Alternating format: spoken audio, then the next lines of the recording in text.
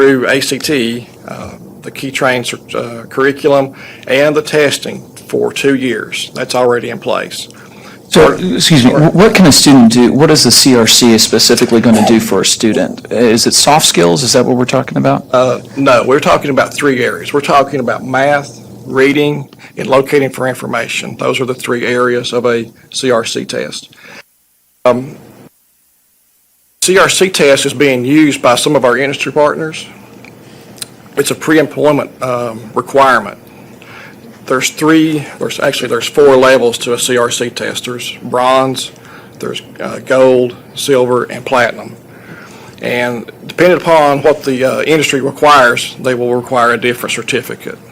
Alcoa Howmet, which is in Hamlin County, they require a bronze. Well, talking recently with their HR folks and their plant manager, they're looking it up in that to a silver certificate.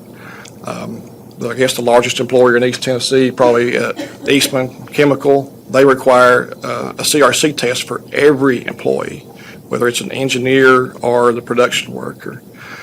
So we're seeing this more and more of our industry partners looking at the CRC test as an indicator for a requirement for employees. We kept hearing from our industry partners, our folks coming in the door they lacked in those basic math skills still. They had trouble locating information. And when I say locating information, we're talking about, Excel sheets and graphs and charts and that type of locating information, things that they're going to use on the shop floor every day. In talking with our industry partners, there was 2 things that kept coming up over and over, and that's soft skills and that's worker ethics. So the cornerstone of our grant is the work ethic diploma. We'll talk about that a little bit later, and soft skills. To address the soft skills, what we did was we found a curriculum. It's offered through the Department of Labor, and it's called Skills to Pay the Bills, and it's a free curriculum, and you can go to the Department of Labor website and download this. We put this into the middle schools last year. So every middle school 8th grade student in the 3 counties, and there was over 1,500 of them, went through the soft skills training last year, and it's already started for this next group. So we're talking about communication, professionalism, just that work attitude. I would imagine it's the first time that a lot of these students have ever been approached with these topics, and the idea is to start early with these folks. So we're really proud about that also. Partnerships is really the basis of our grant, and our partnerships have never been stronger because of the LEAP grant.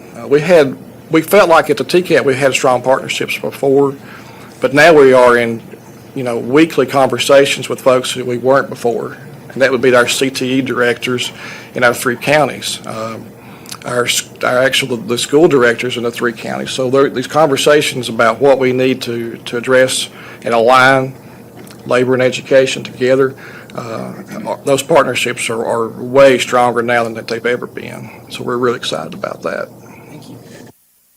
Terry, to come back to your project, it's my understanding that several of the TCATs that are allied underneath this coalition for the Leap to Success are almost utilizing what their strengths already were and expanding on those.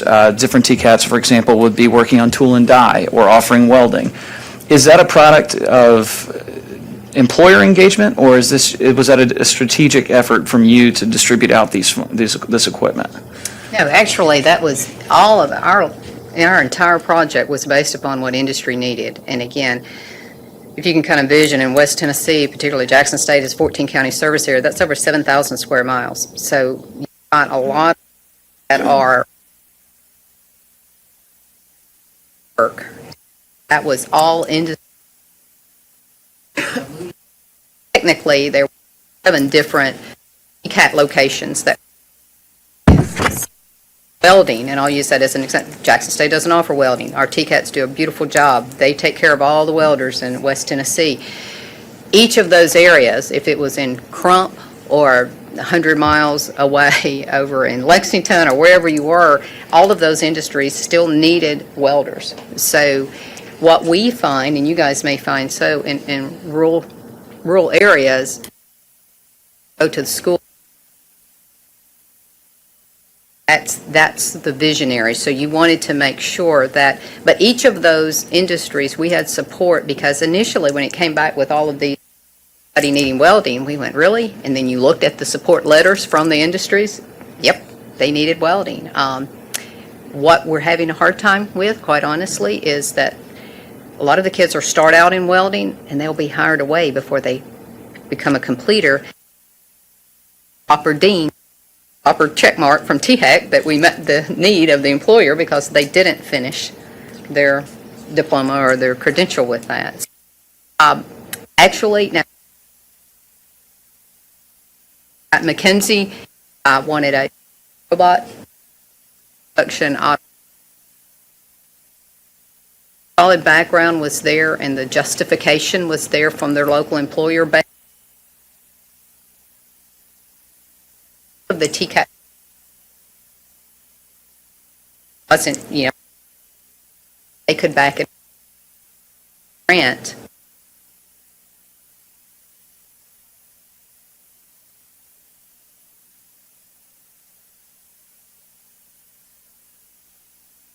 Enrollment or companies.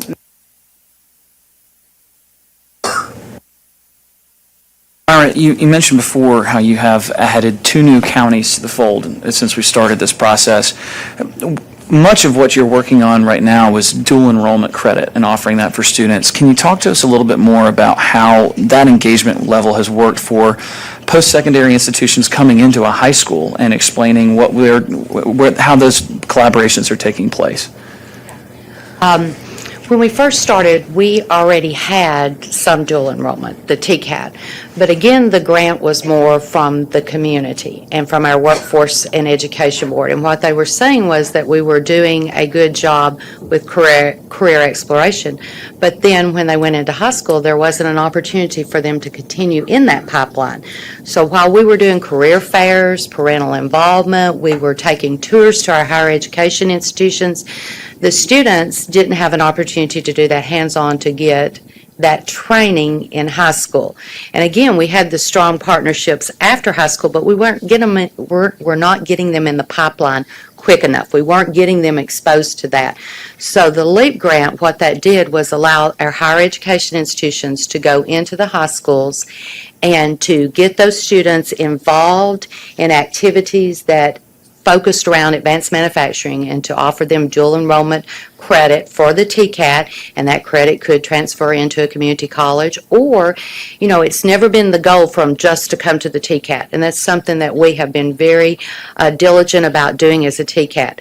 As director, I want them. I would love to have them all as students, but what it's about is building our workforce in the Upper Cumberland and getting students in the TCAT, getting them into the associate degree, and getting them into the university for a baccalaureate degree in engineering. We want all levels, and we want students to understand that there are jobs in the Upper Cumberland at all of those levels, and there's a place for everyone. And so we're sending that message unified as higher education institutions in the Upper Cumberland as part of the Highlands Workforce and the Pathways, and as part of this grant to say, advanced manufacturing are where the jobs are in the Upper Cumberland. This is what you can do. These are the different career options. And so going into those high schools, promoting that message, getting them into classes, and most of us know that if they start in high school and they get interested and they're excited, then they're more likely to continue at a post-secondary institution after, as if they'd never been exposed to that. There are different agreements. Some are dual credit in their high schools and some are dual enrollment. With the TCAT, we actually have TCAT instructors at all 5 of those high schools teaching the same curriculum as if they were at the TCAT in Livingston. Chris, I do want to double back to your question to our points about the the work ethic diploma, but there's one more thing I want to cover here. You touched on it just now, Dr. West, that we are still fighting an uphill battle trying to change public perception. And I was wondering if you could speak a little bit more, and this is for everybody, about what strategies you've seen that have been most effective about combating that, changing people's minds, getting in front of students. Okay. Well, I'll agree with Kurt. I'll be the first to say that. It is a stigma, advanced manufacturing. And, most people have the image, or parents have the image, And I say that, parents have the image that Kurt described. And it's that image of what I worked in, and I don't know if Terry did, but when we were in manufacturing, I worked in the basement of a dirty factory. And I remember thinking, I don't want to do this for the rest of my life, because that's the image I had as a high school student, because that's where I worked. Well, now, as a parent, I don't want my child to do that. So when you think about advanced manufacturing, there is this mindset among certain parents, maybe not the young kids in the audience today that maybe have never been in that, but for that middle-aged parent that has that high school student, that's their image. And if they've never been into a new manufacturing setting where they see the robotics and they see the advanced technology, it's hard for them to comprehend. So it's about educating your community. And I will say that I feel like the Tennessee Reconnect Communities initiative that is beginning will be a great place for us to start with that, Pathways to Prosperity. But even our counselors in the high school, when you ask them what is mechatronics or what do they know about robotics, sometimes they can't answer that. So we had to go into the high schools and we sit down with all of our counselors. We went through the curriculum. We showed them pictures, visuals, things that they could see. We invited them to go on tours of some of our local factories so they could see what automation tool was doing and to see that it was a totally different environment, because they were the ones talking to these high school students, not only for high school classes, but directing them for post-secondary options. And so when they are informed about what careers are out there and that it's all right to be a machinist or a welder or to be an engineer, that those jobs are available. But parents is another option, and career fairs, asking parents to come in, getting literature in their hands, using parental engagement. We do that in the Upper Cumberland, going out into the communities and into the employers and doing just awareness type talks and showing them what we're doing. But it's an education piece, Kurt. It's educating, I'll say, society about where we are and what jobs are there, and that is across our state, across our nation, and that is a challenge for all of us. I did want to add, I think that we're missing, and we may think that we have changed the needle a bit when it comes to manufacturing. Our area, this is the third year in a row, we've hosted a Manufacturing Day event. National Manufacturing Day is the first Friday in October. And this past year, what we did was we hosted basically a trade show where we had 24 companies come into our fairgrounds, and we had all of the high school students from the variety of areas come through, because what we realized is these students, they know that they have a Porter Cable drill, but they don't know that it was made at Stanley Black & Decker in Jackson, Tennessee. That was that kind of awareness, because as we were going through, and where I'm going with this, as we were going through the planning stage, that planning committee had the high school principals, counselors, the industry partners who wanted to be a part of planning the day. And the focus from the National Manufacturer Day this year was to make sure that we, being whomever was organizing it, we're educating the folks of all of the different career pathways that are available in manufacturing. Yes, we do need machinists, and yes, we need welders, but we also need accountants and finance and the marketing directors and the plant managers, the entire gamut. So some of our partners put together, literally, the folks that were there, our industry partners that were there. I'm Don Tucker, Stanley Black & Decker, plant manager. I have an electrical engineering degree. Blah, blah, blah, so that they kind of understood, because the students are completely unaware. But what is sad is that the high school influencers, those being your counselors and your high school teachers that they tend to, are still unaware. As we were going through this planning, one of our local high school principals who I've worked with now for a few years, we've had all of our counselors, all the plant talked about, and we were trying to go along that direction. We had Union University, that's a private university there in Jackson, that was leading up all of the local colleges to with this. We're talking about this role that Manufacturing Day should play. She said, I just don't know. Really Manufacturing Day is all about the TCAT folks. Oh, that is exactly what we're trying to dismiss. Manufacturing has a wide array of great career opportunities that pay very well with very good benefits. So just when I think I just had the wind knocked out of my sail, just when I thought we had made progress, I'm not sure, and this was a high school principal. So, want to be done. That's, as we go forward with either a LEAP initiative or any initiative, guys, we've got to spread this common message of where the careers are, and particularly you look out through 2025, where they're projected to be. So.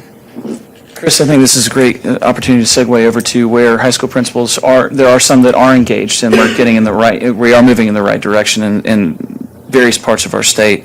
And I'd really like to give you the opportunity to talk a little bit more about the work ethic diploma. And if you look in your pamphlet, it's actually dead center where the staples are. I would like to take the opportunity to kind of Sure. touch on what they talked about and how we are addressing this in Hamlin County and in our area. It is about educating the public and the parents, but what we are doing is teacher externships.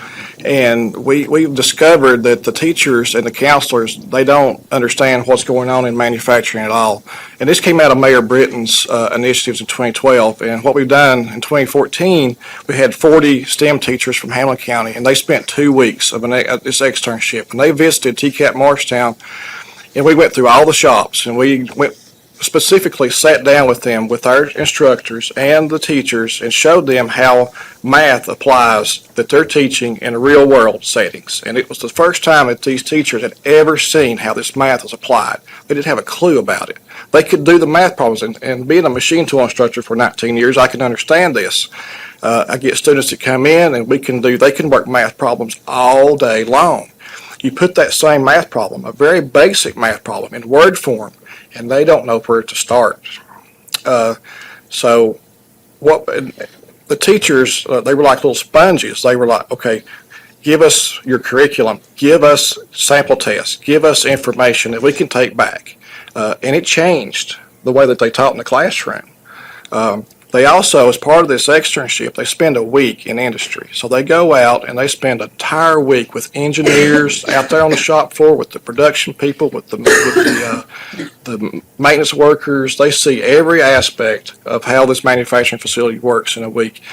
And they also are exposed to all the different occupations that are there. We're not talking just about production workers in an advanced manufacturing facility. They also have to have an accountant. They also have to have human resources folks. So it covers a wide range of occupations there. The problem that we have with this is funding, obviously. How do you fund 2 weeks of salary for these folks? Last year, they dropped the number down to 8. That's all that they could afford to do. And they went from Hamlin County, this time we went to Hawkins County, Granger County, and Jefferson County with this initiative. So it's chipping away at the problem. We think it's one of the solutions that is needed. We've even had discussions amongst our partners that maybe this needs to be, an externship needs to be part of the hiring process for teachers. Maybe it's just a given that they come back and spend 2 weeks in summer doing this, their first year teaching maybe. Trying to throw out ideas of how we can maybe get around the funding issues with it. So, yeah, I just wanted to add Yes, that. I appreciate it. And unfortunately, we are out of time. I would like to open up for some questions, and I know that you may have some for the work ethic diploma or otherwise. Would anybody here like to start us off? Yes.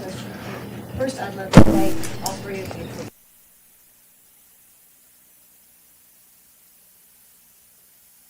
I'm so sorry. It's very nice to hear directly from campus individuals, so thank you so much for being here. My question had to do with the pipeline, as you call it. I want to talk about the far end of it. Are you finding, after you get these children in middle school and high school directed in these career paths, you have them at the TCATs or at the community colleges, are you finding that your industry partners have adequate numbers of job vacancies to hire them? Are they leaving your counties? Are they pretty much finding employment there? Just asking about that far end of the equation. There are ample job opportunities for what in our local area for multi-skill maintenance technicians, so much so that in our area with the community college, we have a 16-member industry consortium that is partnering with Jackson State. The students come to school 2 days a week, and they co-op work the other 3 days a week in their facilities, making various wages while they're in hopes of staying with them when they finish, because there is such a dire need for that particular profession in our area that these industry partners are willing about the 12 to 14 while they're in school.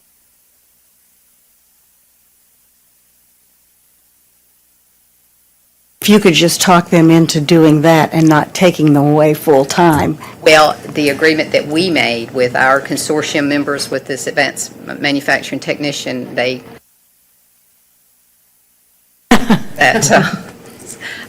they would not hire them full-time until they completed their degree at Jackson State. And as a matter of fact, we're almost there with our first group. We've got 21 young.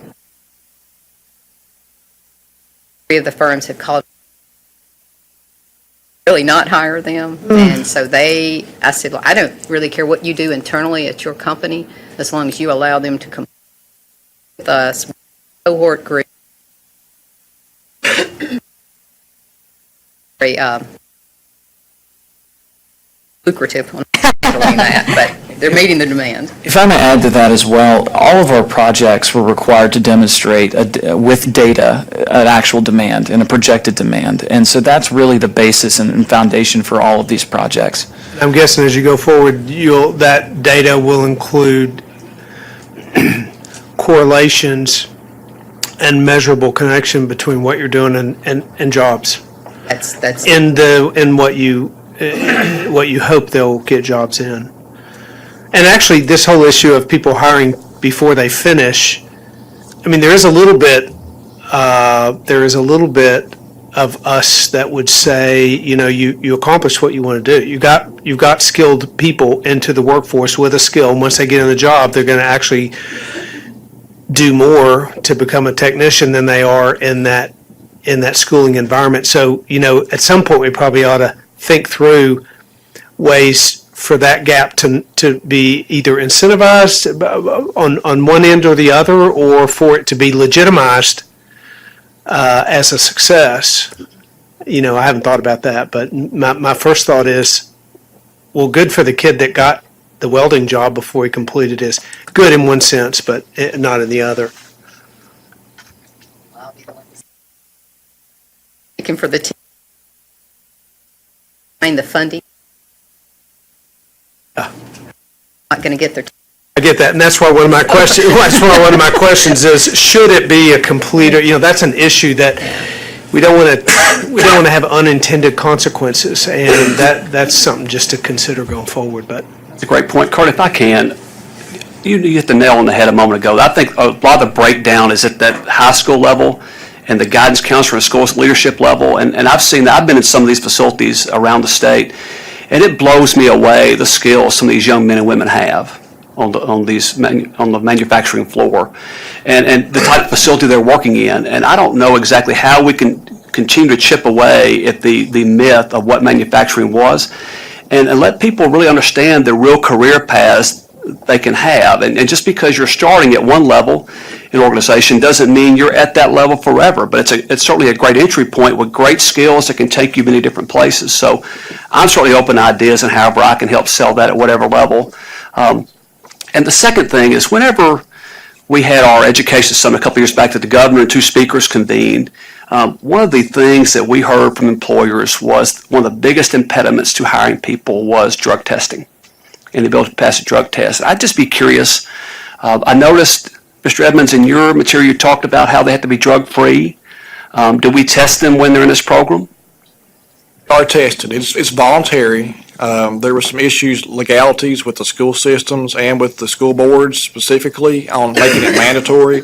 So we had to back off, and it is voluntary. But our standards, and the standards are in there. They're by a point system, and I think our highest amount of points are awarded for being drug-free. Now, we are paying for the drug test through the LEAP grant. What are we hearing from employers? Have we improved in that I hate to call it a metric, but I mean, it's, I'm wondering if we're doing any better. If that's the biggest impediment that people are telling us that we have to hiring quality people, because factories are telling you, we've got jobs, they got to be able to pass a drug test. They can get before us, if they can get before someone, in order to be a member of the co-op, they have to pass all of the individual firms' pre-employment screening, whatever that may be. So that takes the burden off of the school entity. But as we're looking at the, 50 applicants for 20 co-op spots, I'm at a position where I can say, look, and if you can't pass a drug test, and I don't really care what on the weekend, you realize that these illegal drugs will stay in your system for X long. It's, may not be a hair test. I think it's educating the population on how technologically sound all the tests have gotten now, too. It's not. I want to thank you for your work, Yeah. because you are truly on the front lines of the economic success of our state. So thank you very much.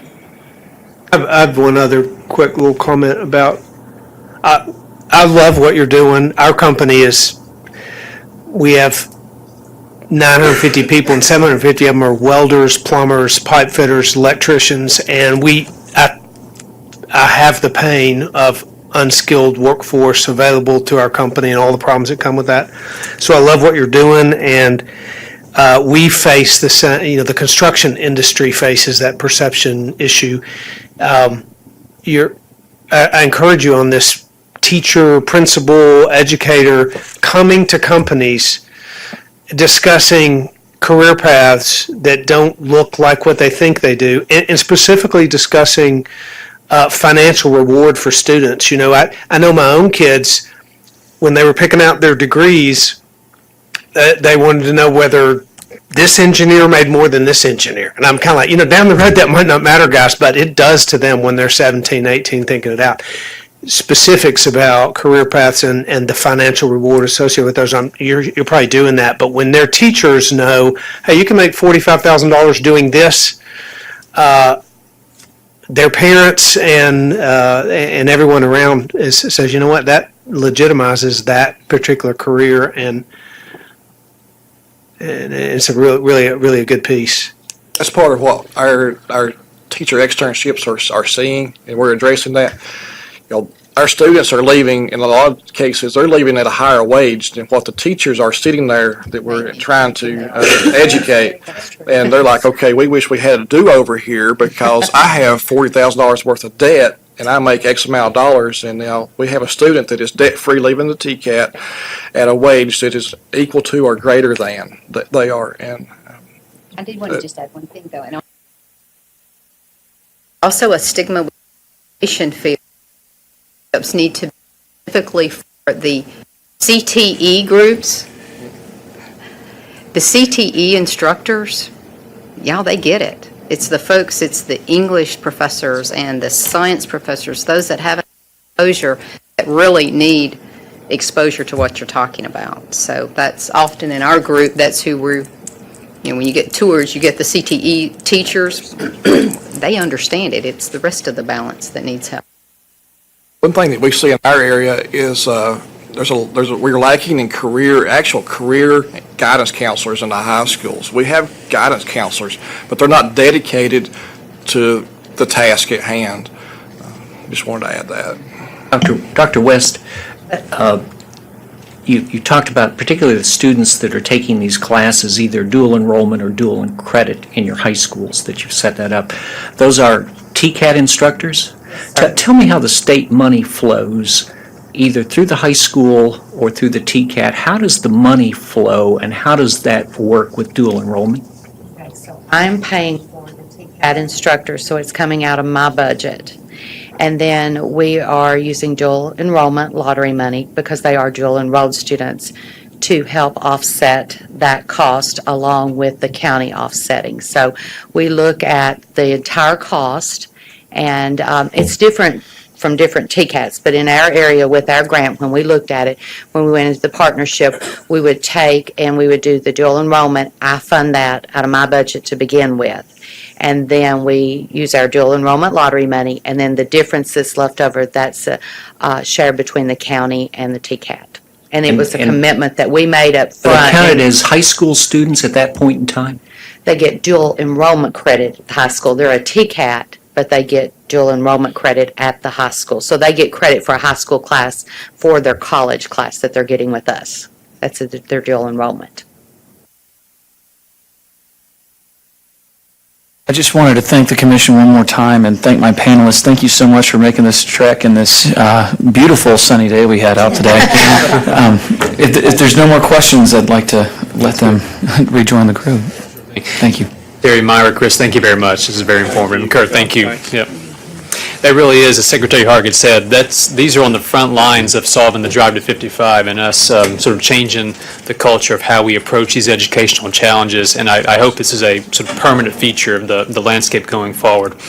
To go to our next agenda item, I want to introduce Dr. Eric Ness to the podium, an associate professor at the University of Georgia, who's conducted what is called an ethnography, a study of the funding formula.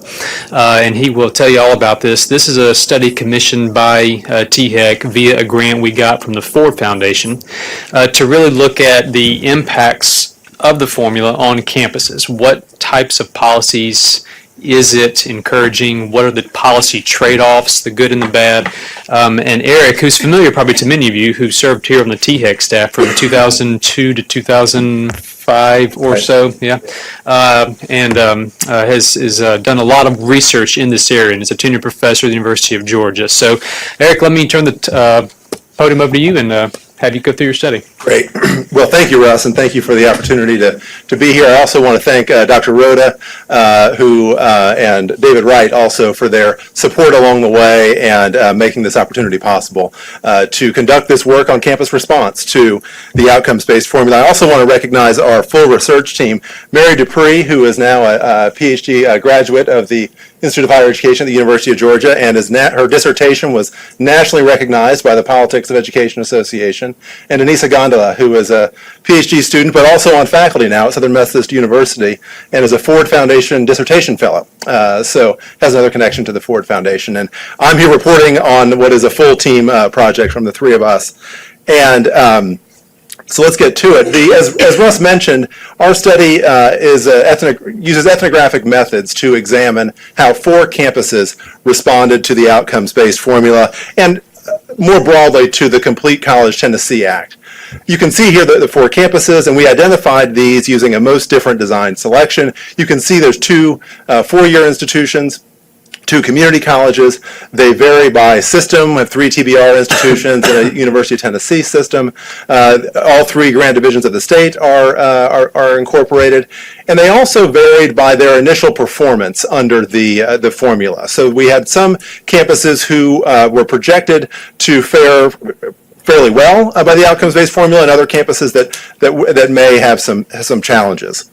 And to design the study, we visited twice. It's been 2 years ago now. We visited in the summer and in the fall of 2013.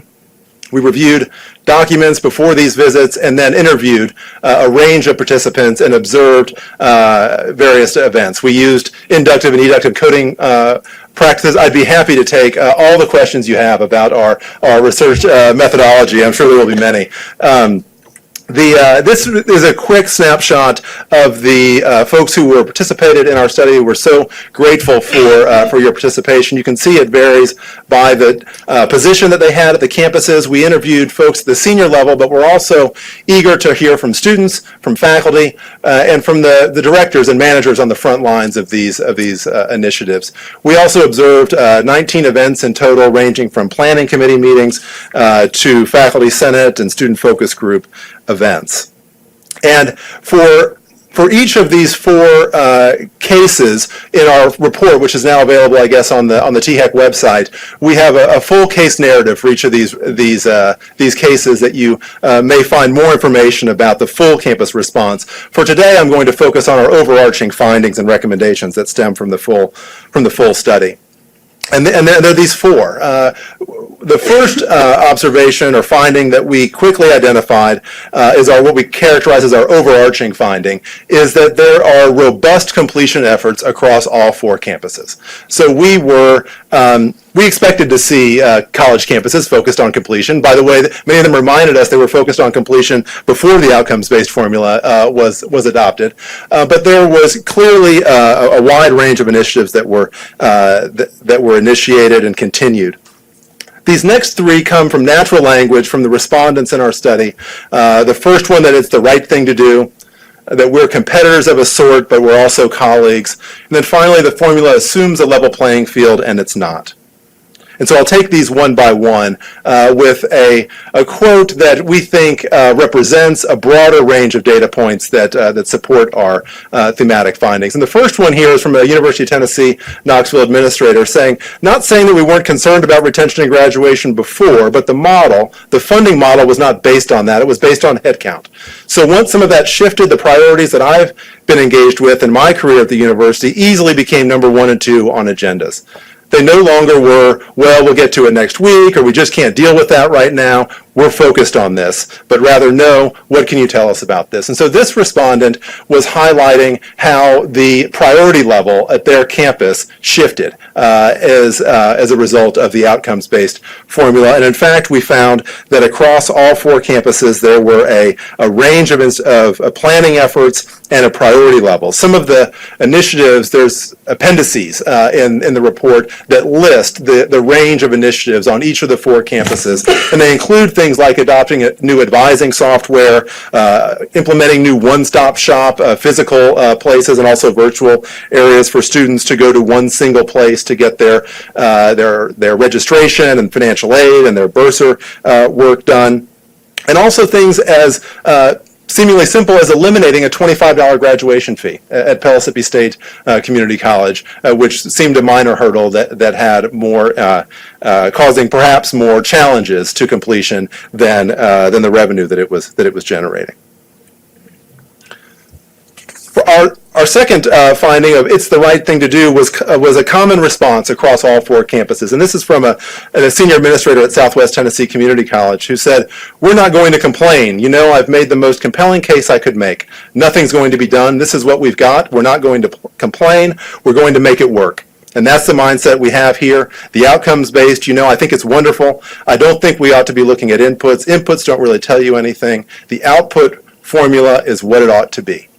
And it's no surprise, I'm sure, to many of you in this room that Southwest Tennessee Community College was seen as not faring as well than the outcomes-based model. And this is from a senior administrator there who said, despite knowing that, we knew that it was the right thing to do. And we heard that across all 4 campuses. And at UT Knoxville, we heard that this initiative just felt different, was a comment that we heard consistently from faculty and staff members there. And they were committed to what an MTSU administrator said, we're committed and agree with the why, even if we don't with the how. So there was a clear commitment across campuses to the focus and attention being on completion and attainment. The next theme is that we're competitors of a sort, but we're also colleagues. The Pellissippi State Senior Administrator said, I think there's still a good sense of collegiality among the institutions and trying to move forward because it is an overall state goal we're trying to accomplish. I think one of the benefits of this year was the full funding of the formula by the governor and the legislature.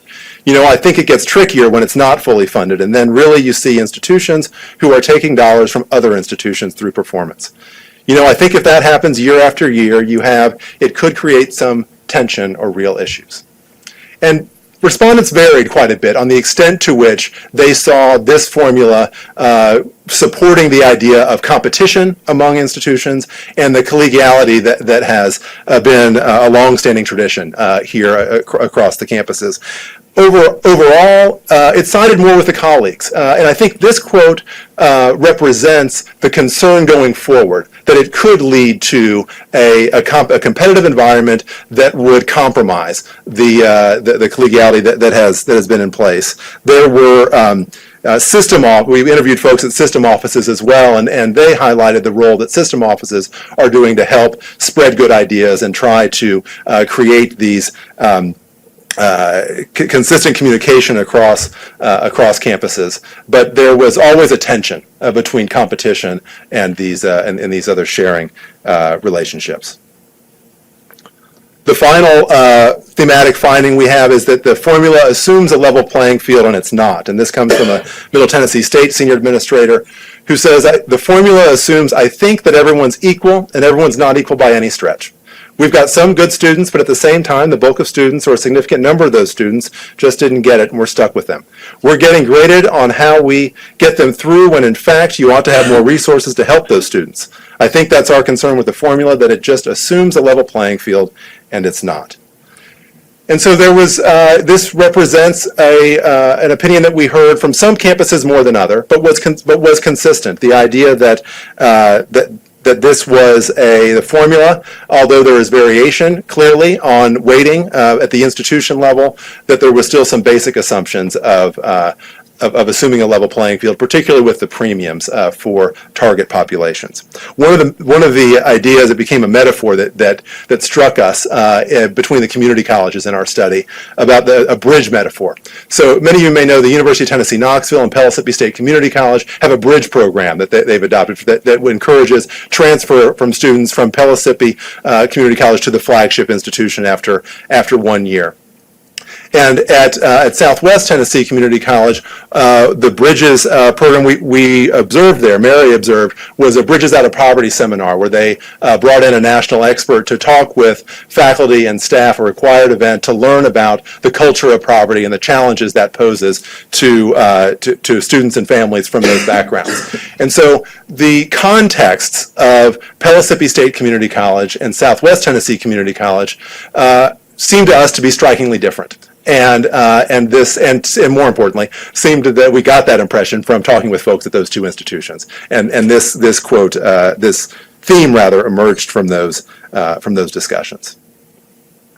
So in the end, we are left with 3 recommendations for campuses and 4 recommendations for state officials. And by the way, as Russ mentioned at the outset, there was, when we started on this project, my understanding was the Ford Foundation was as interested in what other Tennessee campuses might learn about this study, but also looking to what other states who have performance funding or outcomes-based funding models might glean from a deep dive into a few campuses' responses. So these recommendations aren't necessarily recommendations for Tennessee specifically, but also more broadly for other states who may consider these type formulas. So the first one is that campuses align strategic planning efforts with the state formula. And indeed, we saw this across all 4 of these campuses. At the University of Tennessee Knoxville, for example, the Top 25 initiative there and the Vol Vision strategic plan on that campus aligned fairly well with the completion agenda at the state level. And so they seem to constantly connect those two. Middle Tennessee State University, Quest for Student Success. This strategic plan was the most detailed that we had seen that clearly connected all the way from the overarching state goal on student success down to the program level with specific goals on how this success might be achieved. The community colleges also had robust planning efforts as well. And so we think other campuses are surely doing some of that already, and we recommend that others consider that.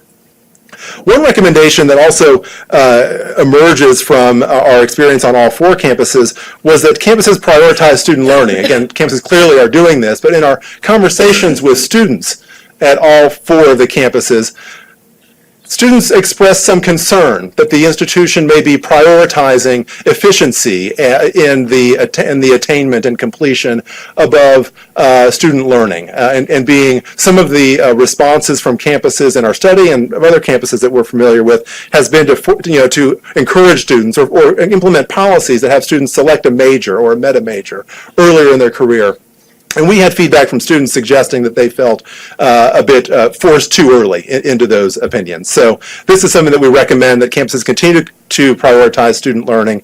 And we recommend future study that does a deeper look into what student reaction might be to these campus responses to the outcomes formula. And one that I'm sure will surprise everyone, to seek additional resources. If there are campuses out there that are not already seeking additional resources, that I would be surprised. But we did find that in a number of our studies in Pellissippi State community college in particular, they had a number of initiatives that were funded by the Lumina Foundation on accelerated cohorts for adult students and others that seem to be able to leverage the state level objectives on completion and outcomes to their own campus responses to those. And for states, the first recommendation is to promote a public agenda for higher education. Tennessee has a long history of doing this, of having master plans and having this commission and the governor's offices promote public agenda for higher education. And it seems to be an opportunity for other states who are inclined to support outcomes-based funding model to draw public attention to higher education in the way that it might meet broader public goals. We recommend that states communicate clearly the formula's measures and objectives. This becomes tricky because there is a balance here, right, of wanting to have clear goals and outcomes for the formula, but also metrics that are nuanced enough to capture precisely the influence that you'd like to have, and recommend that states be as clear as possible about how campuses could pursue those objectives. The third one relates to accounting for campus context in the formula, and this relates to our theme of, assumes a level playing field, and it's not. And one of the things that we heard across all 4 campuses, and from a few of them more intensely, is that the premiums for target populations were not sufficient to either incentivize more recruiting or planning events for those target populations, or to offset some of the challenges that students particularly from low-income populations. And so we recommend that states considering these formulas take the route that Tennessee has taken in increasing those premiums to further account for those differences by campus enrollment. The other thing that we align with is some studies by the Southern Education Foundation, who has supported the idea of considering additional incentives for campuses that have a high population of low-income or racial minority students. And the final recommendation is to accentuate collaboration among campuses, and this again returns to the idea of competition. And we encourage states to continue to either through incentivizing additional funding opportunities or other networking opportunities to allow and continue to facilitate the collaboration that precede a outcomes formula that could heighten the competition between the campuses. So those are our findings and recommendations. I'll look forward to any questions or reactions that you might have.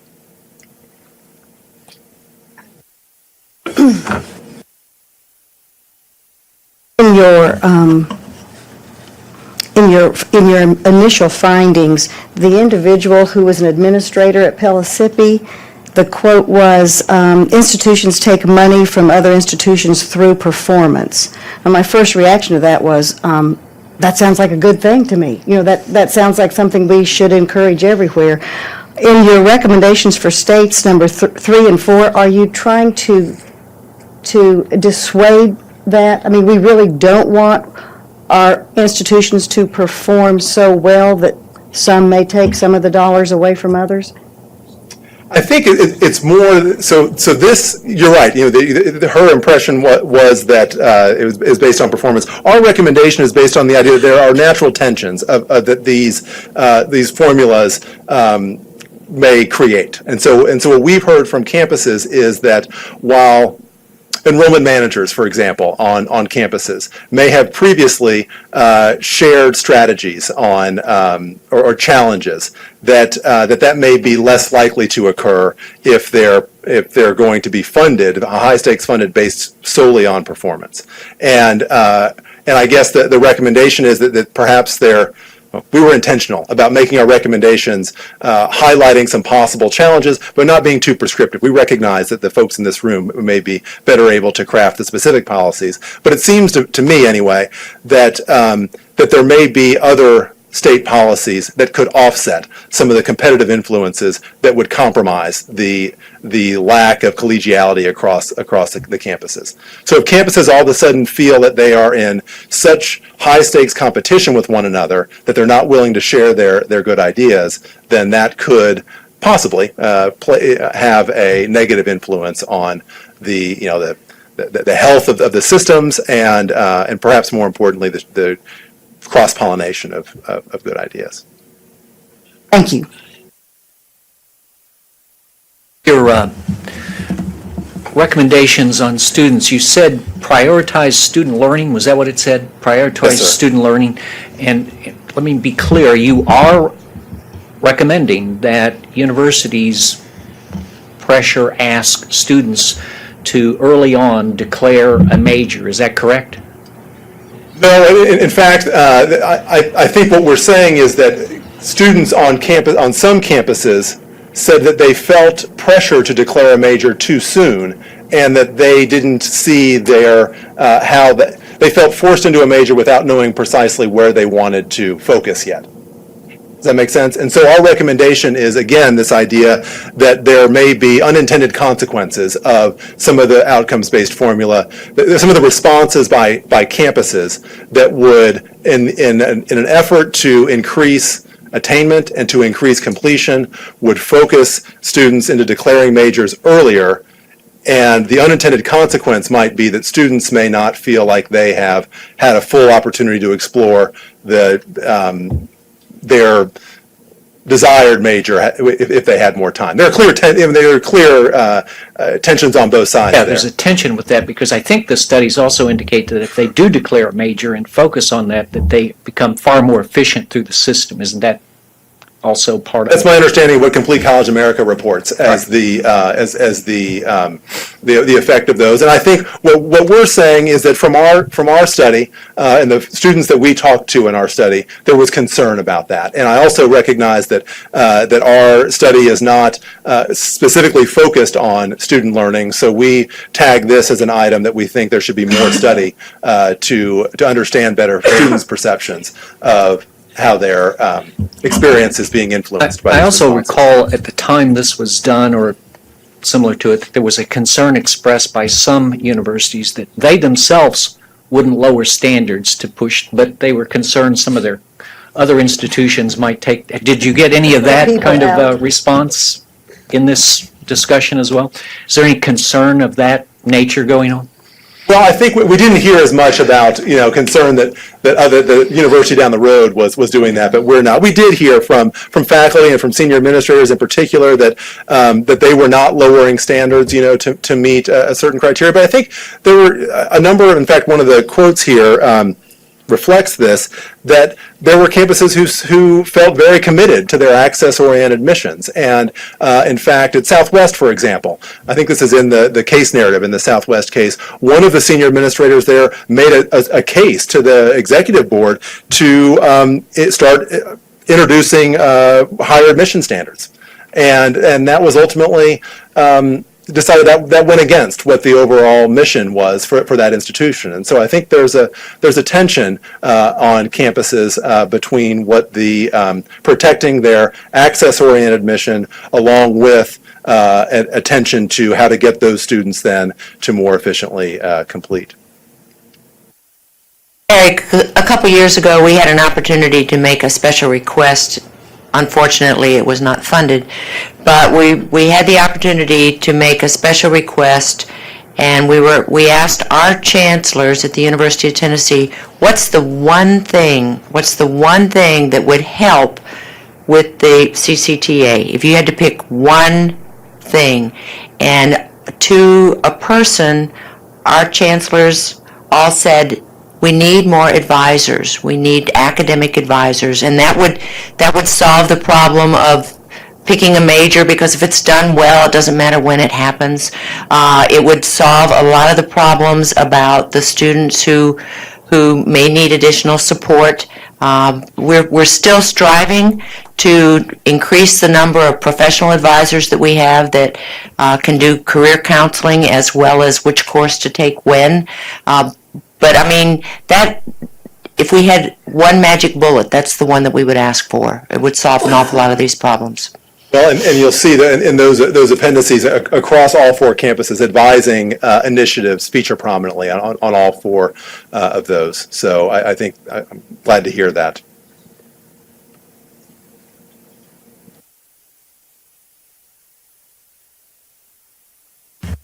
Welcome, Dennis. Thank you. Hi, Eric. Hi. You know, across the country, one of the things that is of concern to folks who are trying to implement outcome-based funding is that it goes down as far as the administrative level, but it doesn't get all the way down into the faculty in the classroom. What did you find in these 4 institutions about the success of getting this to permeate the whole institution, or is it still something that's left pretty much in the hands of the decision makers in the institutions rather than the folks who actually do the work?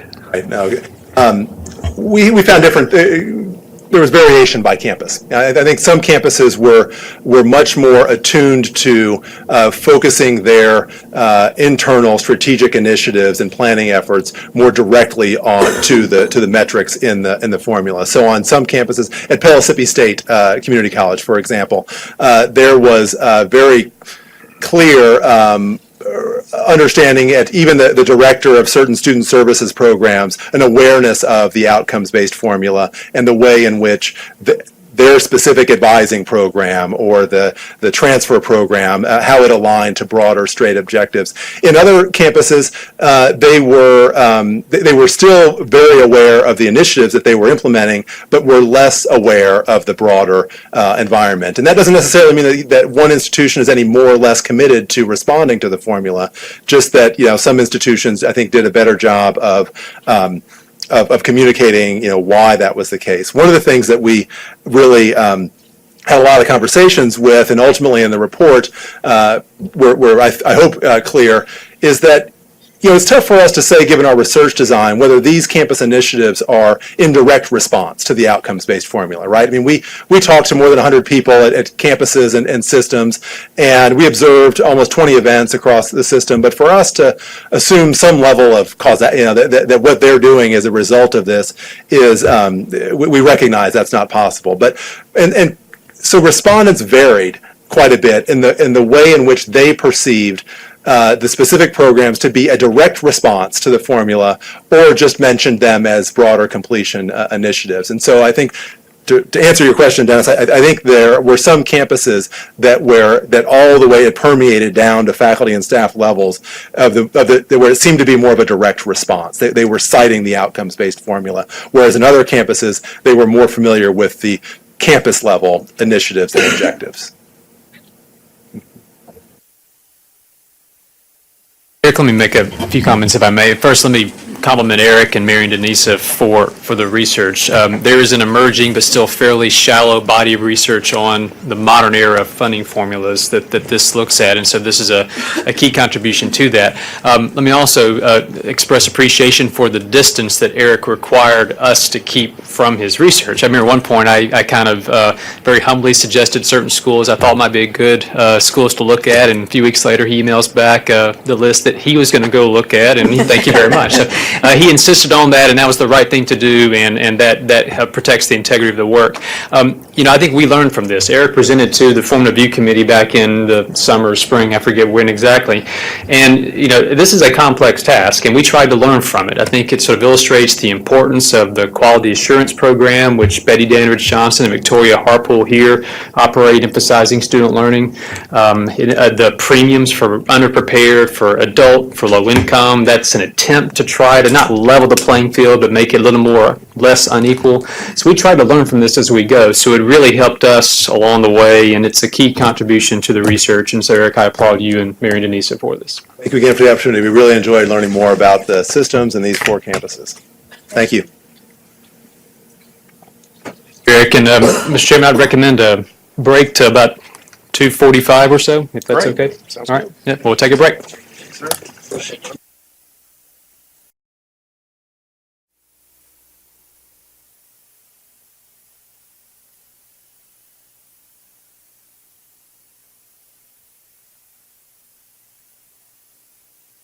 I can ask everyone to take their seats. We will get going here in a second. Hey, say, how are you, sir? I think that's fine, yeah.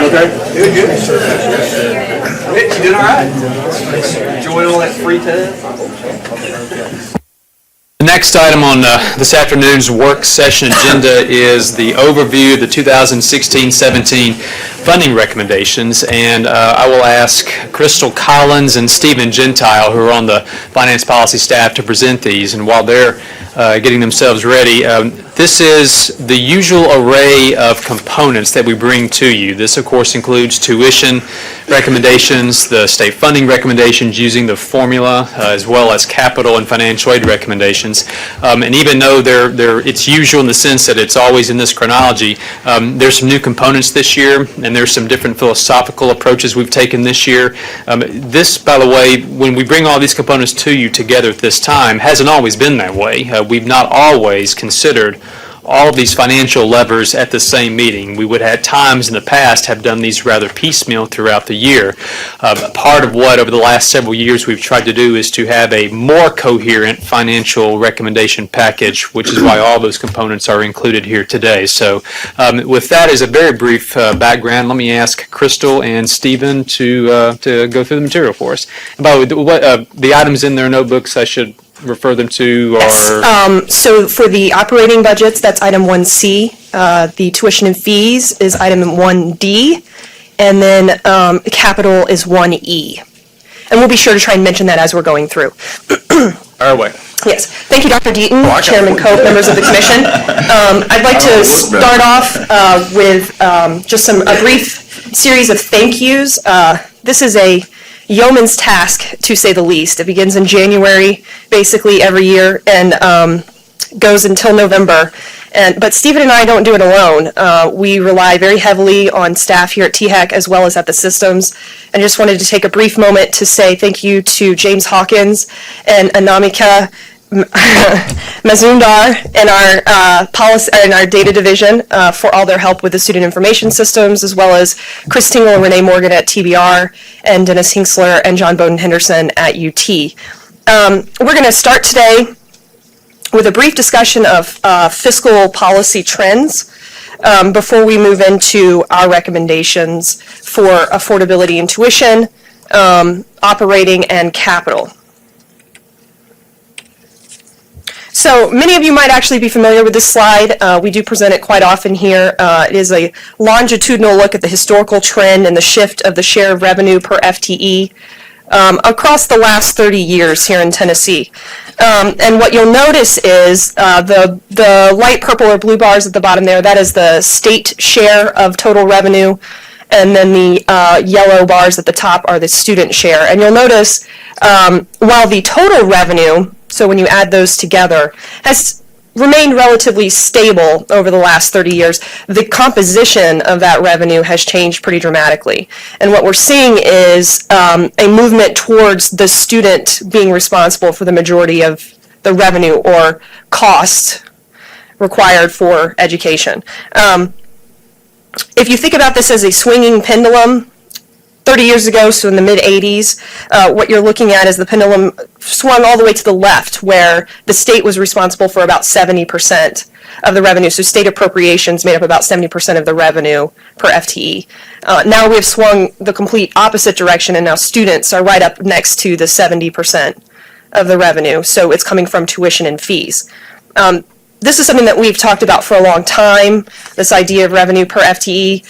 But, as you've heard basically all afternoon, what we're really concerned at this point with is completion. And so what does this look like when you look at revenue per degree? So here's the cost effectiveness, so total revenue per award for universities over the last 30 years. And the first thing of note here is that while revenue per FTE was basically stable over the last 30 years, you can see a trending downward in the revenue per award. And what that says to us is that institutions here, in this case universities, are being more efficient with the revenue that they have. So they're producing more awards with the same or decreasing amounts of money. As with the previous slide, you do see the divestment and the state share of a revenue per award and an increase in the student share. what we have found is that since 2004, so just in the last 10 years, universities have increased the number of number of degrees that they've awarded from 23,000 to 28,000 per year. So that means that they're awarding 5,000 more degrees a year than they were even 10 years ago. And that's across all undergraduate and graduate awards at our universities, not including first professional or post-baccalaureate certificates, but your master's degrees, doctoral degrees, bachelor's and associates. And the other thing that we like to talk about a lot here when we talk about finance policy is this idea of a partnership between appropriations and tuition and fees, and how those two things work together. They definitely influence each other. They are influenced by each other, and the way that one reacts is directly or is related to the way that the other reacts. And this is looking at the average university tuition and fees and state appropriations, the change each year over the last decade or so. What's of interest here is you'll see that large dip. That should not be surprising to anyone in this room who was around in 2008, 9, or 9, 10. That's the Great Recession. And so what we saw there were 3 consecutive years of huge declines in the appropriations that we received from the state at our universities. What you'll also notice there, though, is relatively moderate increases in tuition. So what universities were attempting to do during the Great Recession was sort of insulate their students from the effect of this divestment by the state. And so while we had, in fact, in one year, I believe that's 9-10, a decline of 16% in state appropriations, that was met with only about a 7% increase in tuition. This is the same graph for community colleges, and here I would point out, we also had another recession in 03-04. You can see that there's a negative, I think it was a negative 0.2 or negative 2% appropriation in 03-04, and community colleges and universities, for that matter, reacted in a scared manner. They definitely increased their tuition, in this case by 19%, and they learned from that. I think our institutions learned from that, so that when we faced a recession again in the late 2000s, the increases were more moderate. And again, trying to insulate the students from the effects of this divestment by the state and state appropriations. However, what we have found over the years is that institutions have not been able to shield students completely from the effects of this divestment by the state, so these declines in state appropriations. And what we're seeing now is that affordability in Tennessee is being affected. Then Stephen's going to come up and talk about affordability and tuition. All right, thank you, Crystal. So we're going to talk now about affordability and tuition. It may seem obvious to you that affordability and tuition do go hand in hand, but to Crystal's point, affordability and tuition and state appropriations, they all go hand in hand. And we are today working on our tuition recommendation and having that set the groundwork for what our actual state appropriation groundwork is, state appropriation recommendation is. The section that corresponds with this one is Section D within your notebook that focuses on tuition. And in this section, we're going to talk about financial aid in Tennessee, the state of financial aid. We'll talk about debt, average levels of debt in Tennessee, as well as default rates that are associated with them. Tuition, we'll learn about the tuition history within the state and looking forward what our tuition recommendation is. So a snapshot of Tennessee, if you guys walk away from this presentation with anything, walk away with this, that affordability in Tennessee is really strong. We have a lot to be proud of, but there are also some opportunities for us to really recommend lower tuition so that we can improve affordability for our students even more so. So looking at the first bullet point, merit-based aid that goes out through the lottery scholarship program is over $300 million. And pair that with our need-based grant aid through TSAA funding, and that is about $75 million. That's $75 million going out this year to our students. All that coming together, and that third bullet point, state grant aid is about $1,460 per undergraduate FTE, full-time enrollment. There's a report that's released annually by NASGAP, which is a very long acronym for an organization that focuses on student state grant aid. And they report that we rank third in the country on this metrics, third highest in grant aid per FTE, undergraduate FTE, which is a lot to be proud of. But let's go back up to that second bullet point, that TSAA funding of $75 million. That is a first come, first serve, need-based grant money. And right now in Tennessee, we have about 160,000 students who are eligible for that. And we give out just a little over 40,000 scholarships, which means we are funding right above 25% of the total eligibility. It's great that we can offer that, but we are looking to make it even more affordable in the sense that in our recommendation, Crystal will go over, we are recommending an additional $28.6 million in TSAA appropriations so that we can fund even more students. And with that money, we'll hope to get over a third of the eligible students actually funded with that grant. So we're in a strong spot right now with need-based aid, but we're hoping to make it even stronger.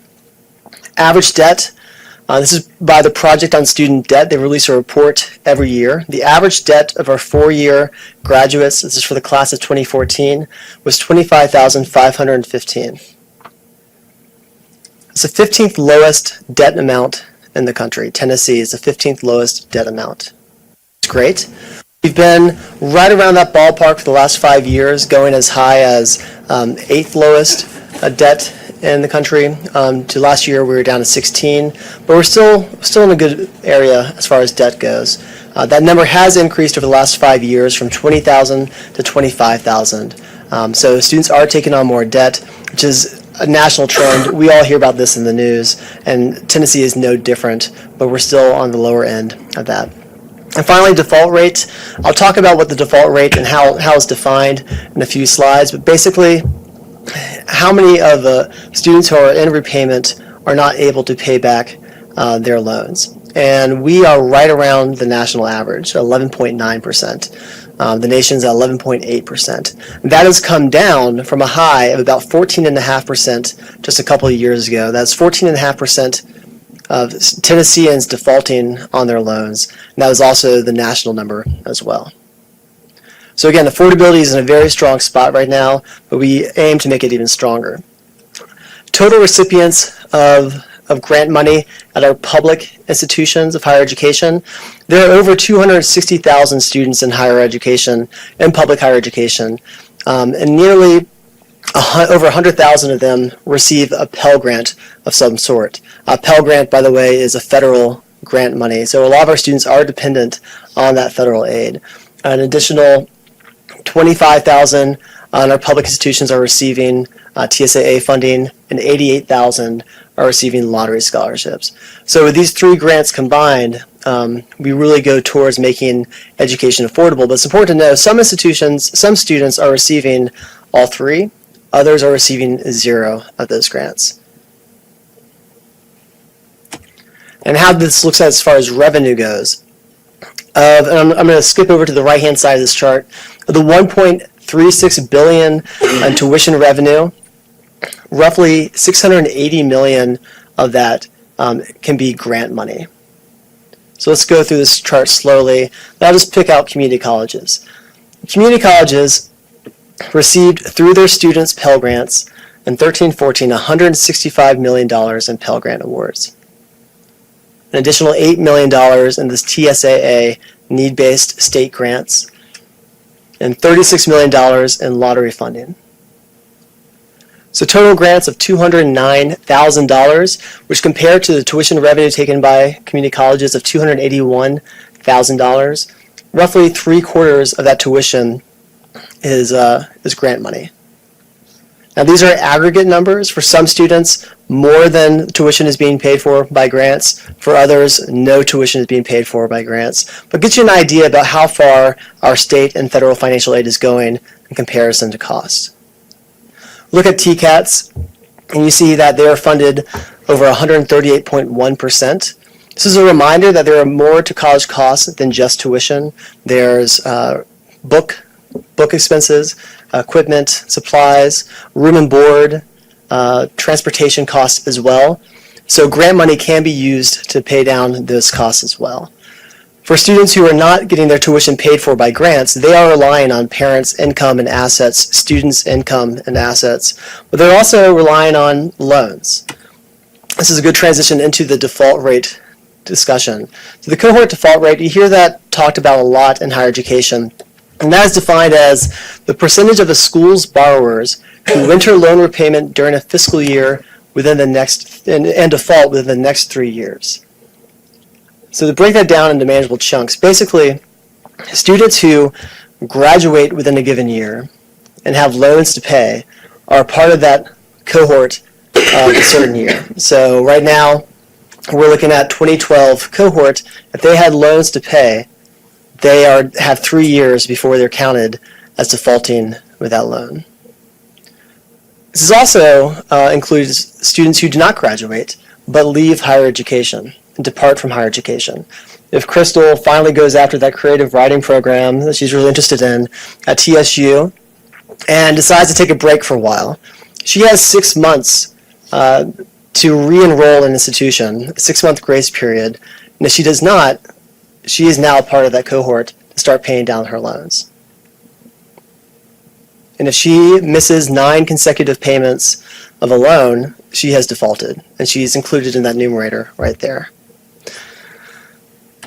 So a comparison of the 2012 cohort, and it's 2012 because we are now 3 years out in 2015, a comparison across Tennessee institutions. And these are all the Tennessee institutions that we have data on. The color of the bar corresponds to the color of the sector listed here.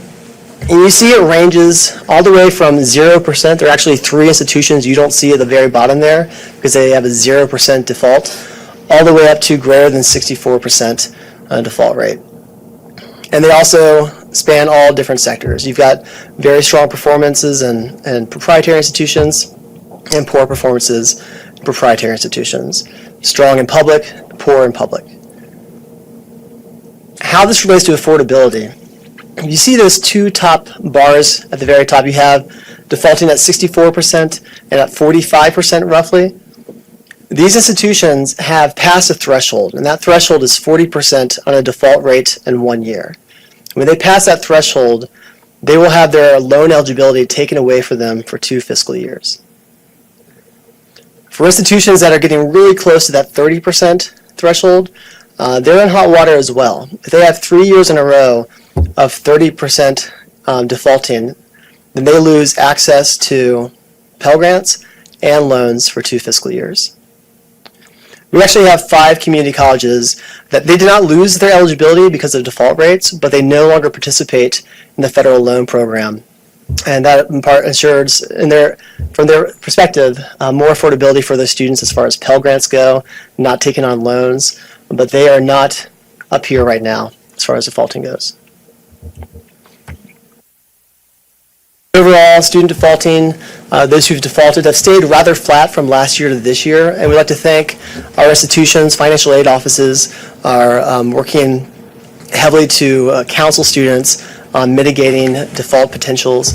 THEC engages in default management activities to a large extent, and over the next year we'll plan to do so even more so. Research does suggest that it's actually a higher percentage of students who are not completing their education that ends up defaulting. Last year, a question was asked, it was a great question, what does that look like for Tennessee? It's a great question this year. We still don't know, but we have the capability moving forward, and hopefully by next year, we'll have more answers with the data we have in front of us. Average annual increase in tuition across the sectors has been about 5 to 6%. And this is corresponded, again, tuition and appropriations going hand in hand with a state funding appropriation increase of about 3.6% over that same 5-year period. We are now in a stabilizing after the recession where we've had some healthy increases in state appropriations, and that annual tuition increase has actually come down a bit over the last 5 years. You see where we are right now. These are average tuition levels at our universities, community colleges, and TCATs. And to compare this to where our peers are, for the last 10 years or so, we've been comparing our tuition to institutions, peers that are across the South. And these are peers that the institutions, in collaboration with Dennis Jones and THEC, identified as peers. And let's read this across. Let's take TSU right there. TSU, 4 down. Their 15-16 tuition and fees, $7,400. Compare that to their peer group of 8,100. That's a peer group average of 8,100. TSU has an 8.5% lower tuition fees than the average in their peer group. By the way, there are a dozen in each institution's peer group. So out of that dozen plus TSU ranks number 9. The peer max is actually Georgia State University at $10,686. The peer minimum is Florida A&M at $5,775. I'd like to quickly, go ahead. In-state tuition. This is, yes, ma'am. This is in-state tuition. In-state tuition at TSU, in-state tuition for Georgia State University and Florida A&M. I'd like to thank Taylor Odell for putting this chart together. A couple things about this is, first of all, how we rank and position to other institutions overall has remained quite the same over the last 5 years, even 8 years. What has changed is where we are relative to the average. We were, on average, about 0.5% below the average for these institutions, since that was before the recession. Now we are about 4.5% above the average in tuition when comparing to our peers. The main reason behind that, I mentioned Florida A&M be the minimum for TSU. There have been a lot of institutions in Florida and institutions in Texas who are part of these peer groups here who have held tuition flat for some time. And so that has brought down the average for these institutions. And that's been a statewide policy or a sector-wide policy for those campuses. Which brings us to our next point here, our tuition recommendation. When we recommend tuition, we are focusing on the maintenance tuition, the maintenance fee, which in Tennessee is tuition. We are not recommending on mandatory fees. Mandatory fees include student activity fee, technology access fee. We are instead recommending on tuition. And with an eye to affordability, we are recommending a 0 to 3% increase in tuition across all sectors: universities, community colleges, and the Tennessee Colleges of Applied Technology. This is, to our knowledge, the lowest, if not one of the lowest tuition recommendations we've ever had. We have used this tuition recommendation to inform us on our appropriation recommendation, which is $40.9 million, and Crystal will talk about this in a second. $40.9 million to our formal units, our universities, colleges, and TCATs to help us achieve a 0 to 3% tuition recommendation. Our recommendation comes via a tuition model that we run that includes projections on enrollment, appropriations, as well as cost of living adjustments, which we here include at 2.2%, which is informed by HEPI, the Higher Education Price Index. It's an inflation index that looks at a basket of higher education goods. And so with that number thrown in here, 2.2% for each institution, we do attain that 0 to 3% increase. So again, affordability is a lot to be proud of in Tennessee. We want to maintain that, and we want to do that with lower tuition recommendations and appropriations. And here to talk about our appropriations is Crystal Collins.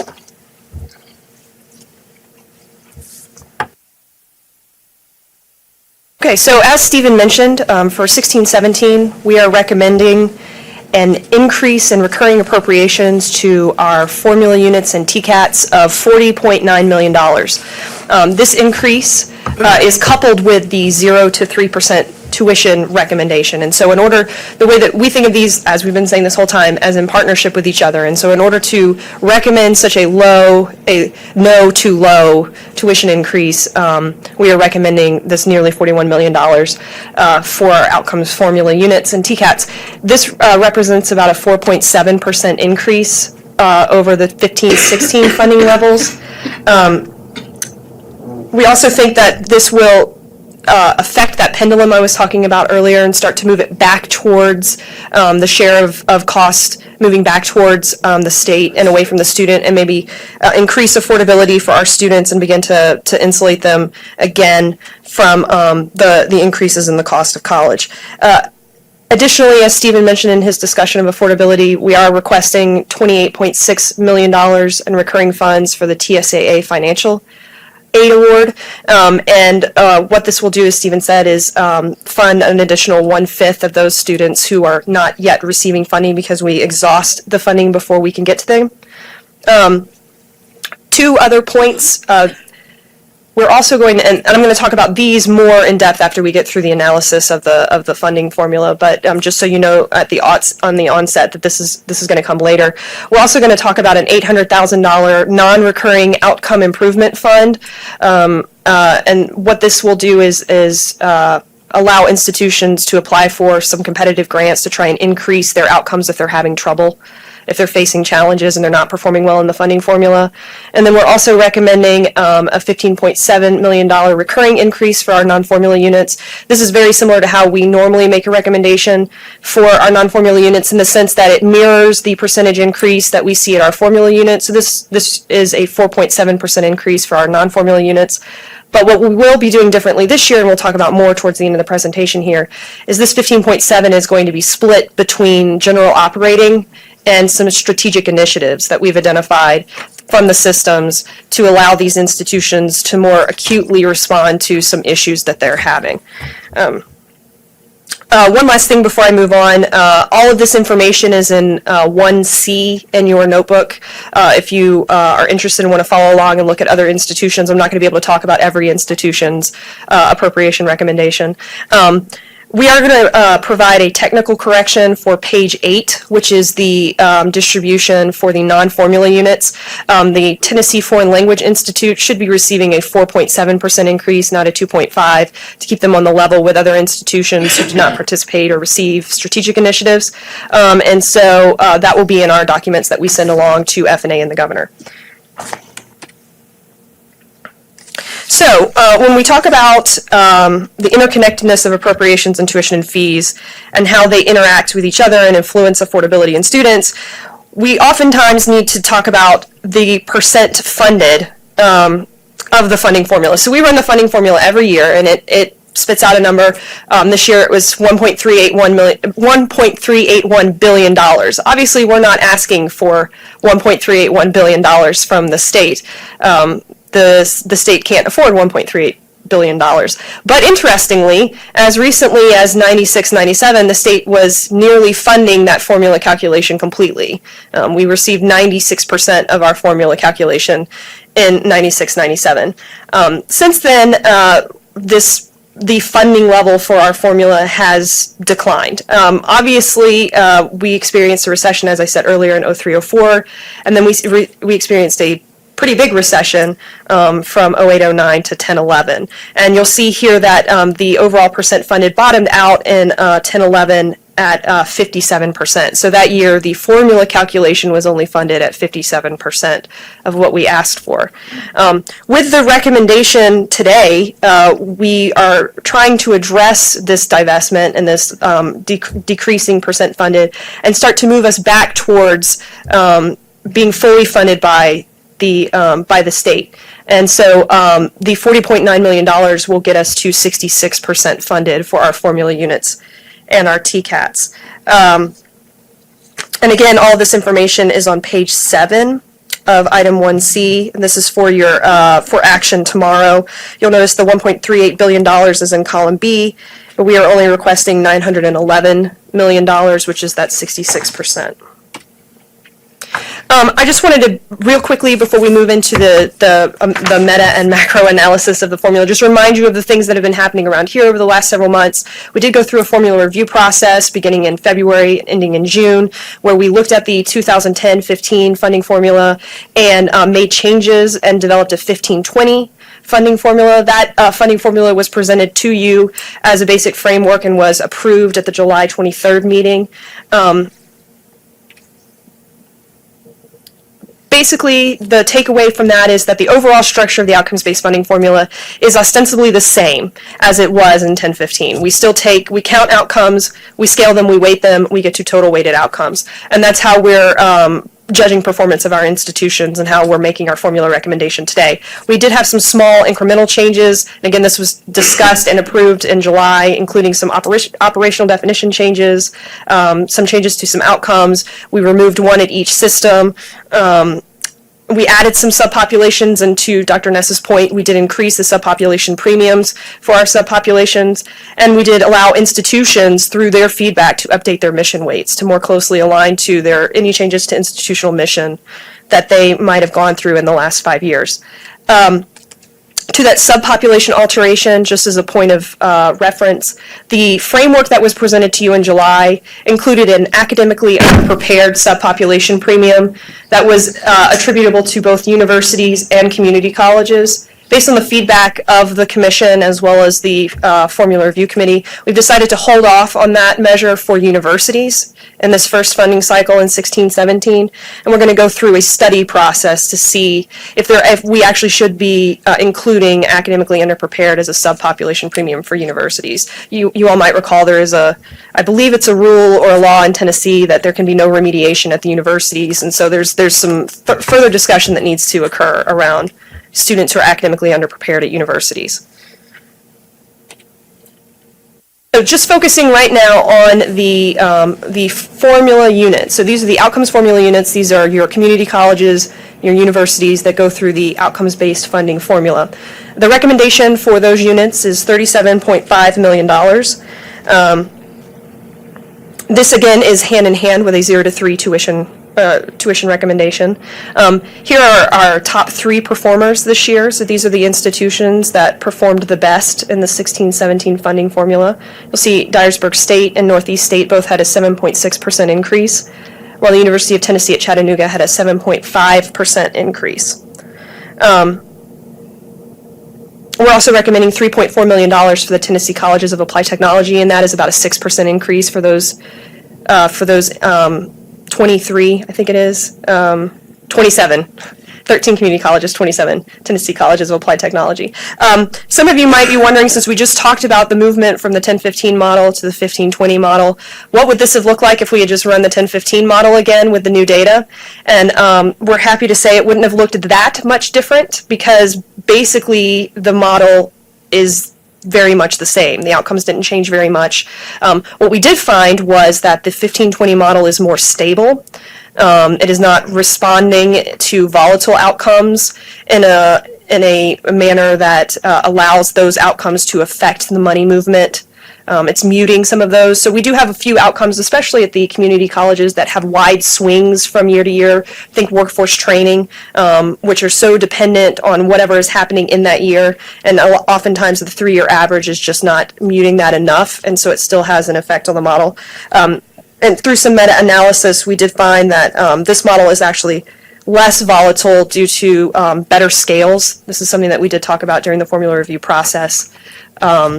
And so we feel very confident in the new model and how it's performed so far in 16-17. Any questions before I move on? Okay, getting into the analysis of the model. This is looking at, as I just said, Dyersburg State is tied for our top performer overall, and obviously our top performer is a community college. And one of the analyses that we do around the office here is formula parts analysis. And basically what we do is we calculate what each performance metric garnered for that institution within the funding formula. So starting here with the starting point, basically what that means is if Dyersburg State's data had not changed at all from 15-16, so obviously new data definitions, but if we had just used their data for 13-14, 12-13, and 11-12 instead of 14-15, 13-14, and 12-13. If we had used the 15-16 data, what would they have started with? So everyone else has moved to the 16-17 data, but Dyersburg is held constant with their 15-16 data. They would have gotten about $350,000 out of the $37 million. So not a lot, but some. And then what we do is we enter each weighted outcome to see what those weighted outcomes garner for for that institution. So of interest here at Dyersburg, you'll see they're going to receive about $91,000 due to increases in their dual enrollment, about $57,000 due to increases in their associate degrees, and then about $107,000 due to increases in job placements. Also, as you'll see, we're going to talk about data overall here in just a second. The progression metrics at our community colleges are down. We expected that. Community colleges respond to an enrollment or to a recession-based enrollment bulge more than universities do, because it's where adults go to get retooled or to go back to school to get back into the workforce. And so they saw an extreme increase in enrollment during the recession. So they had way more kids to progress. So they just count-wise, they had a lot more people to count as they progressed at the 12, 24, and 36 hours. And what we're finding now is just overall those numbers are receding, which we were expecting. What we have discovered through some analysis is that if you look at progression per FTE, so if you look at the count of students that they're progressing at 12 hours compared to their FTE for that year, they're still being more efficient than they were when they had the huge enrollments. Yes, ma'am. Can I stop and ask a quick question right here? Are we not going to see an increase because of Tennessee's?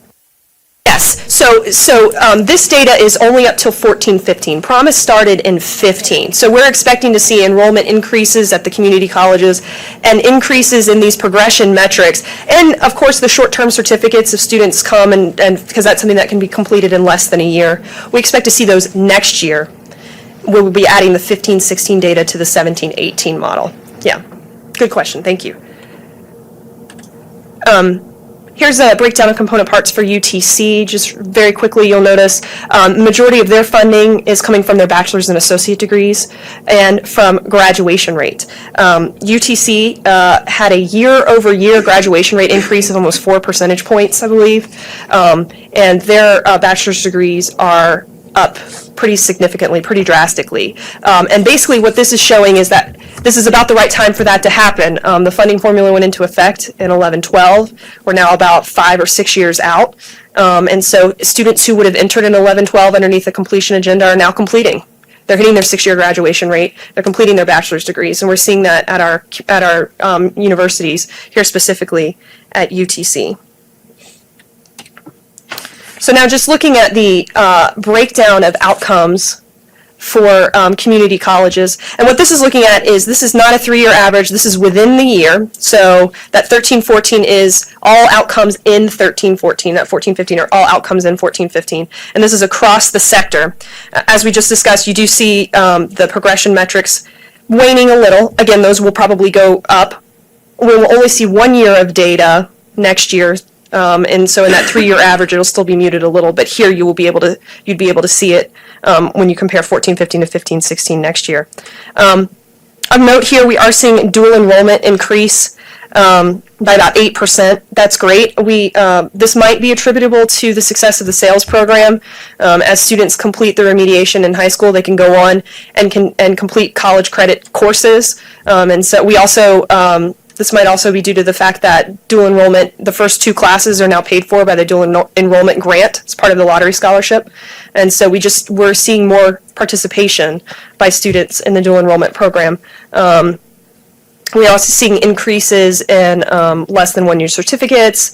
Those associate degrees, again, down slightly, but that's a numbers game, right? We're just fewer students to actually move to completion.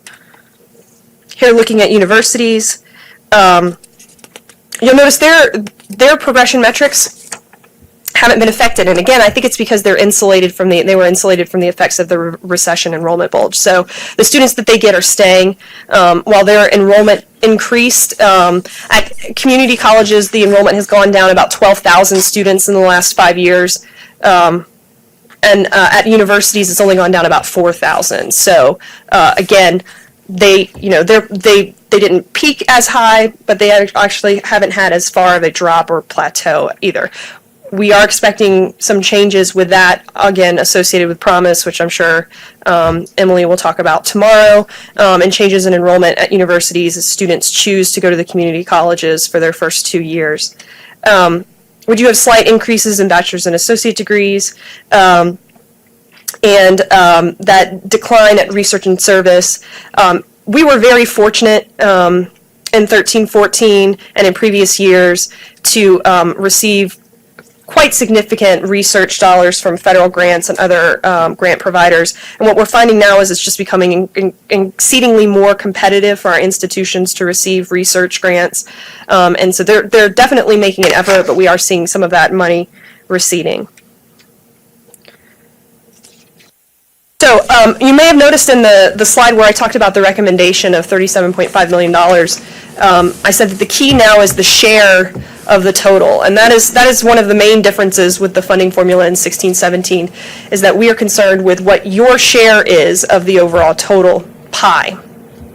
And so what this is looking at is how our university, our institutions, the community colleges here are presented as a sector, because the recommendation that we make to FNA and the governor for the community colleges is a sector-wide recommendation per CCTA. But this is the share of the outcomes-based formula over the lifetime of the formula for our institutions. And of note here is Austin P. They have increased their share of total from 3.84% to 4.65%, and that's a pretty significant increase. Also of note here is a small decline for the community colleges. I think it's 0.45%, 0.4%, something like that. And basically what this says to us is, even though there's a lot of movement in between institutions that has happened over the last 6 years, there hasn't been large movements between sectors. So it's not like the money has flowed to either of the sectors, either the universities or the community colleges. This is a slide that we show quite often. What this is the cumulative change in appropriations at universities due to the funding formula. And so this is not taking into account hold harmless, which we took care of 3 years ago, but basically just looking at how institutions are performing in relation to appropriations. And if I could draw your attention to the thick black line in the middle there, basically what that is total funding. So this is our total funding increase or decrease each year. In fact, in that first year of running the model, we actually had a decline of almost 3% in total appropriations. And so what we look at here is the performance of institutions in relation to this thick black line. And what we're finding is that with an occasional outlier, most institutions are moving in a plus or minus 4% around that thick black line. So if the black line stays flat, as it did from 13-14 to 14-15, that was a no new money year where we did not receive additional appropriations, institutions fared either plus 4% or minus 4%, with occasional outliers, like here, Austin P that year was a little bit higher. I just want to draw your attention really quickly to UTC. They're the orange line with the circle. And this is just an indication of how institutions are performing within the model. In 13-14, UTC, it's muted, but it's basically, they were at basically no net change. So their cumulative effects in the model had not changed at all. They were basically where they were when they started in 10-11. And they trailed the overall total funding by about 3%, because total funding at that point was up about 3%. But what's happened since then is they've increased their performance on outcomes in the last 3 years. You'll see moving from 13-14 to 14-15, even in a flat funding cycle, they moved from trailing to meeting the total funding. So they went up 3%. So they outperformed the majority of other universities that year. They continued to increase in 15-16, and then with this recommendation in 16-17, they only trail Austin P. So in 13-14, they were equal to or trailed every university but one. And now they are above every university but one. So this is how institutions are faring in the funding, how universities have fared in the funding formula. Looking at this for community colleges, again, it's more institutions, so it's more lines. But again, drawing your attention to the thick black line there in the middle, again, with a flat funding cycle, and from 13-14 to 14-15, an increase last year about 3.5%. This year, recommended increase of 4.7%. Another institution of note here is Northeast State, and I know it's probably slightly more difficult to pick them out, but they're the green line that has the flat marker. So, for instance, in 14-15, you can see the orange line with the triangle and then the green line with the flat marker. That's Northeast State. And so in 14-15, Northeast State was at about -7% cumulative. They'd given up about 7% of their appropriations since 10-11. And then they started to perform in the model. And since then, with funding this year, they're going to move above the trend line and will go from being the second worst performing institution, community college, to only trailing 6, so above the other half. So more than double their position. So definitely opportunity for growth and movement within the funding formula based on performance, even in years where funding might not occur. Due to the redistribution factor that we have in the model, if you outperform your peers even when there's not new money, the money will flow to you through the model.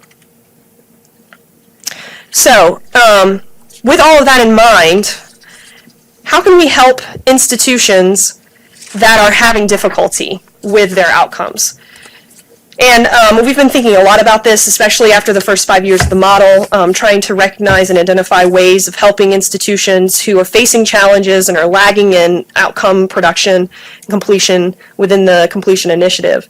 And so this year we're recommending approval of $800,000 in non-recurring funds for the Institutional Outcomes Improvement Fund. And what this is it will be a competitively awarded series of grants that will range, and again, this is all a very basic framework that we've thought about. We will obviously ask for input from others in order to finalize this, especially if it's approved by the governor and the legislature here in the coming legislative session.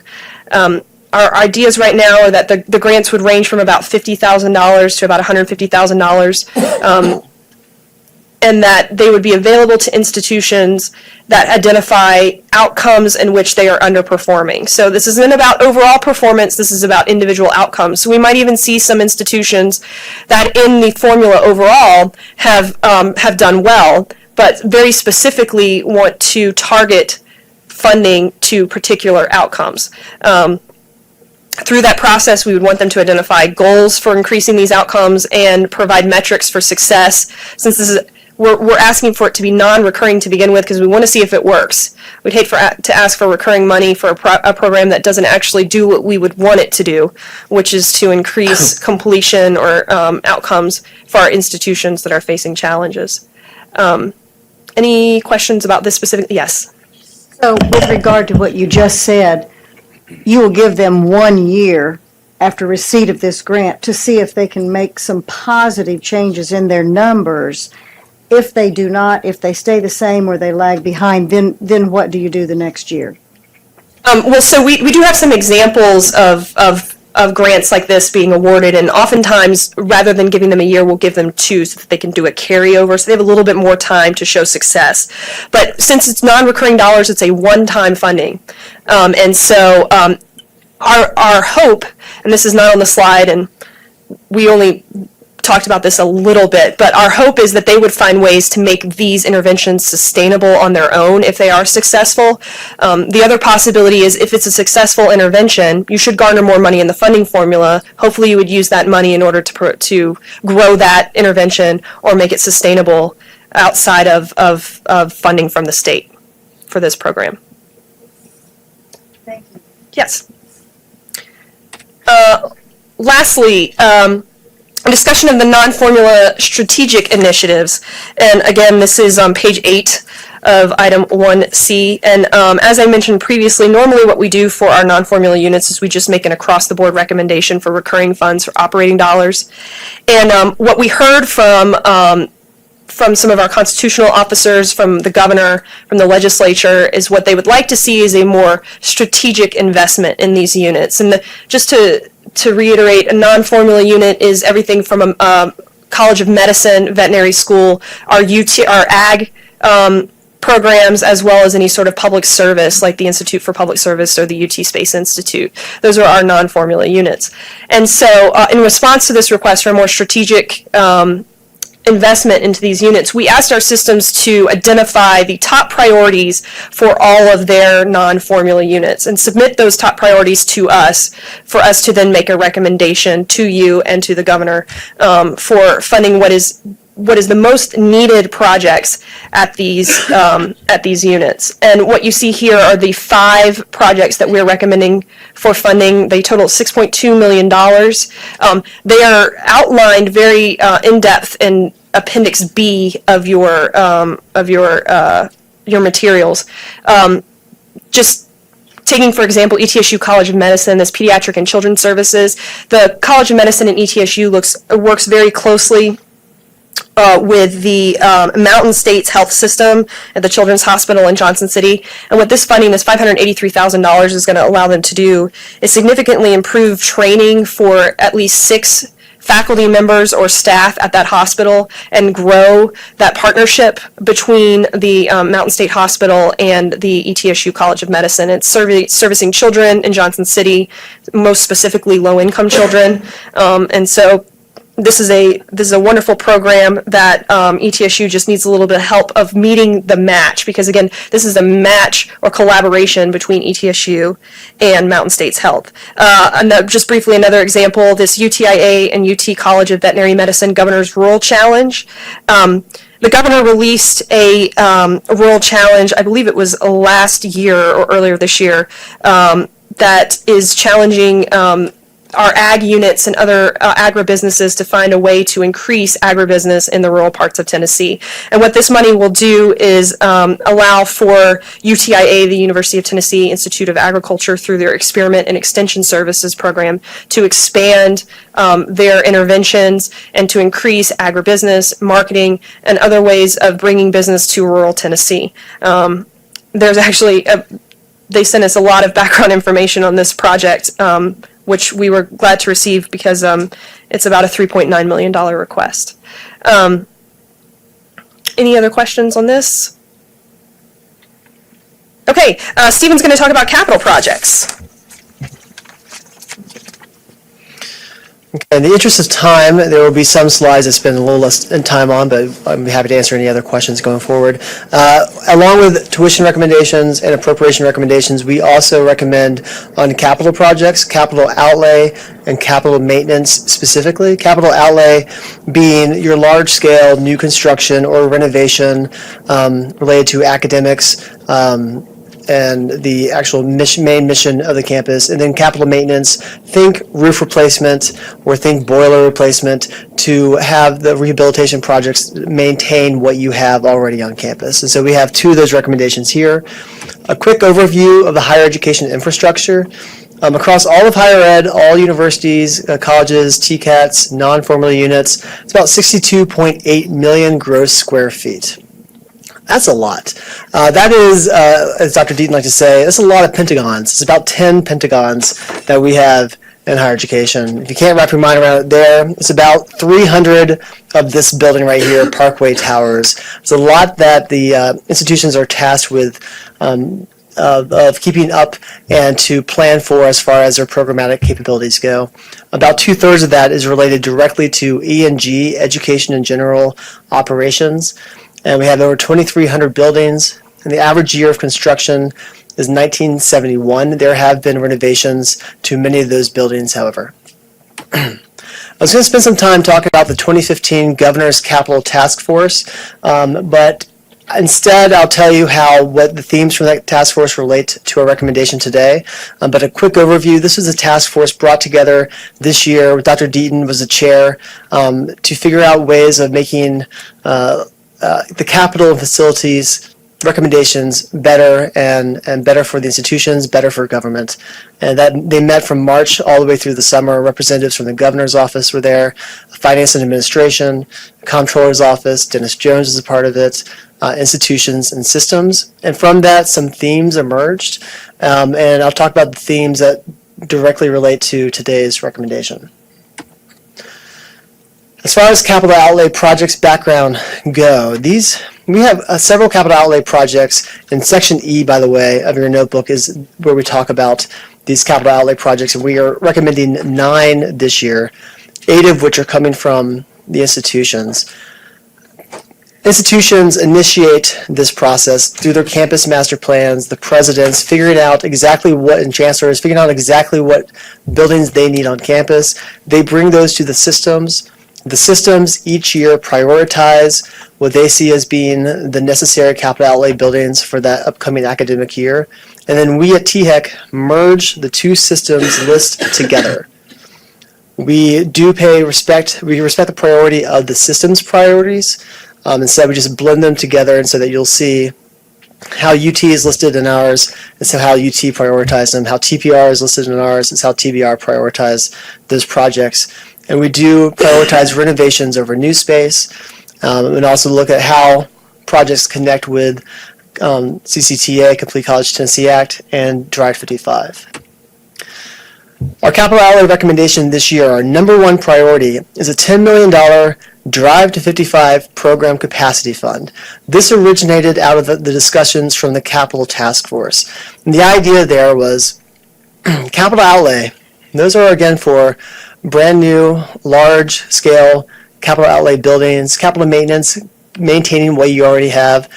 There's a gulf in between as far as addressing new programs that come on board. Think mechatronics, it's a new word tossed around here a lot today. How can we have state funding going toward those new programs that meet workforce development needs, as well as Drive 55 degree and award production? The idea here is that these require not as much funding as large-scale capital outlay projects. So this year, we are recommending $10 million that will be distributed in a competitive application process ranging from $200,000 up to a few $1 million so that institutions can build projects that do expand programs on campus or renovate certain wings of buildings. The process that we will use to distribute this money will be discussed more thoroughly going forward, but right now this is what is coming down the pike for that. The next 8 capital outlay projects, there are 4 for TBR, 4 for UT, and those are in the Part E of your section there. They are prioritized in a certain order. And each of these institutions' projects do require a capital match, where institutions have to raise funding related to the total project cost based on their sector. So TCATs have to raise 5% in a project match component, universities 25%, community colleges 10%. And the idea is that the institutions have skin in the game when it comes to prioritizing these projects and actually keeping the cost manageable. The capital outlay projects you see in front of you have actually been on institution radars, system radars, our radar for a very long time. UTC, which has the number one institution priority, the academic classroom building renovation. Go back to our capital rec as far as 2004 and 5, and you'll see this as projected as a potential capital outlay project in the future. ETSU, the Lamb Hall renovation, we can see that in our capital recs of 2008 and 9. Others are new. TSU Health Sciences Facility, they recently have completed a master plan, and they have a new president, President Glover, and they've identified the health sciences facility as a supreme need right now for the College of Nursing. So the systems recognize that priority, and here it is, number 2 on our system capital outlay projects. Capital maintenance, we have historically funded capital maintenance at a high rate, money-wise each year, over the last 10 years, about $46 million in capital maintenance going out to our systems. We are recommending this year $154 million in capital maintenance, which is somewhat in line with what we've recommended in years past. Last year we recommended about $135 million. This year, $155 million. Deferred maintenance was identified as an issue through the Capital Task Force, and so therefore we have increased our recommendation a little bit here. And that is split between the systems that mirrors the campus infrastructure footprint. That's a 60-40 split between TBR and UT that reflects what their E&G square footing actually is. Also in your recommendation, capital maintenance out years, what the systems have identified as capital maintenance projects that, again, are coming down the pike. This is not a part of the recommendation for you to approve. This is just more of a four-year information for us, for government, for the systems as well. And you'll see that totaling $461 million. So you heard a lot from us in the last hour. I apologize, I don't. At the same time, I love this stuff. We love this stuff. This is very important. And we thank everyone who's helped us with this. But again, to hammer out the points here, we are really focused on affordability, strengthening the affordability we have here in Tennessee. And we see doing that through our state appropriation funding of $40.9 million for our formerly units, $28.6 million for our TSA aid funding, and all this to allow us to have a low to no tuition increase of 0 to 3%. There have been some capital and strategic initiative requests as well coming through capital Drive 55 program capacity building, as well as the non-formally units, and those are all here in our final observations. Yes, Mayor. I apologize if you answer this, but your gross square feet, does that include parking garages and The gross square feet of $62 million includes everything. It's, and so parking garages, athletic facilities, that includes auxiliary enterprises, is the next number down, the 40 million or so. That is only includes that dedicated to education and general services.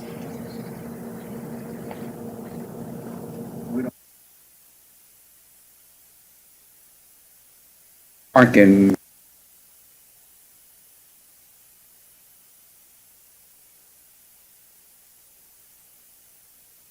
Yes, sir. Parking garages are funded as auxiliary services from parking fees on campus coming from staff, student, not from state funding, state appropriations. Difference between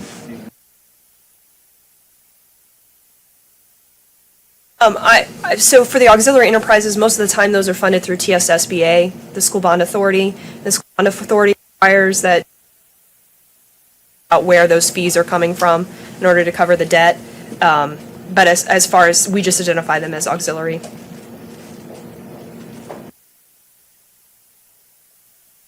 Sir.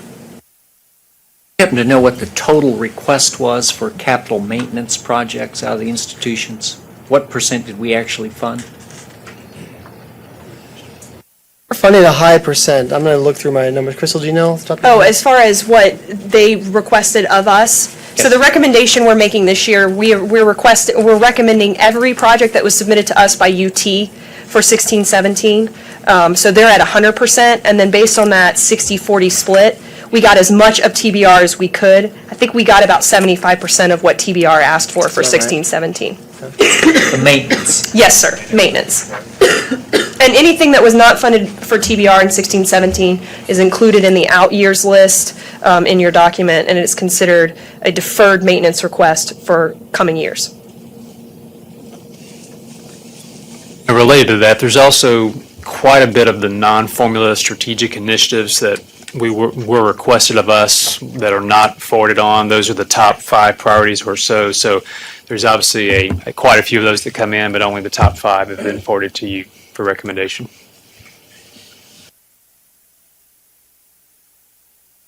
Obviously, the cornerstone of this is the affordability issue. As Crystal and Stephen indicated, the lowest tuition increase we've had in a long time.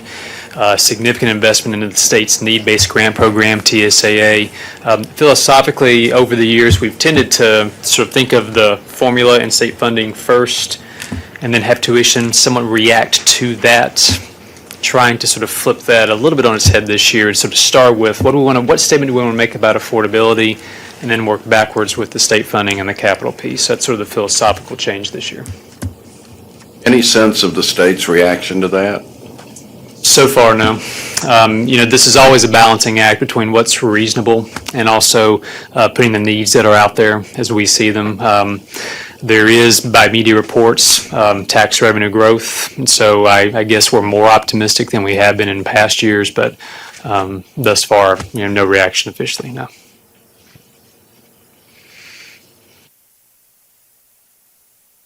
So this will be presented in a briefer form tomorrow with a recommendation for approval to you. So, Crystal and Stephen, thank you. All right, the last item today is a overview of adult learner initiatives, and Jessica Gibson is the tip of this spear for us, along with folks I'm sure she will introduce on her staff, Mary Ann Rainey and Kevin Bradley. This is part of what I mentioned earlier, that we've had lots of efforts underway the past year or so that have been in the idea and planning stage and are now in the implementation stage. The things that are starting to really blossom and become actual programs that are starting to impact adults and students. This is part of that effort. This is also, and I know Jessica will emphasize this, there is a theme here. It is easy in these efforts to have sort of a hodgepodge of activities where things are not coherent and connected. This is not an area that is the case. So let me turn it over to Jessica and ask her to introduce who we have with us and to lead us through this discussion. So Jessica, the floor is yours. Sure, thank you. Good afternoon, Dr. Deaton, Mr. Chairman, and members of the commission. So before I start today, I would like to recognize Kevin Bradley, who is our coordinator of adult learner initiatives, and Mary Ann Rainey, who's our director of post-secondary completion initiatives.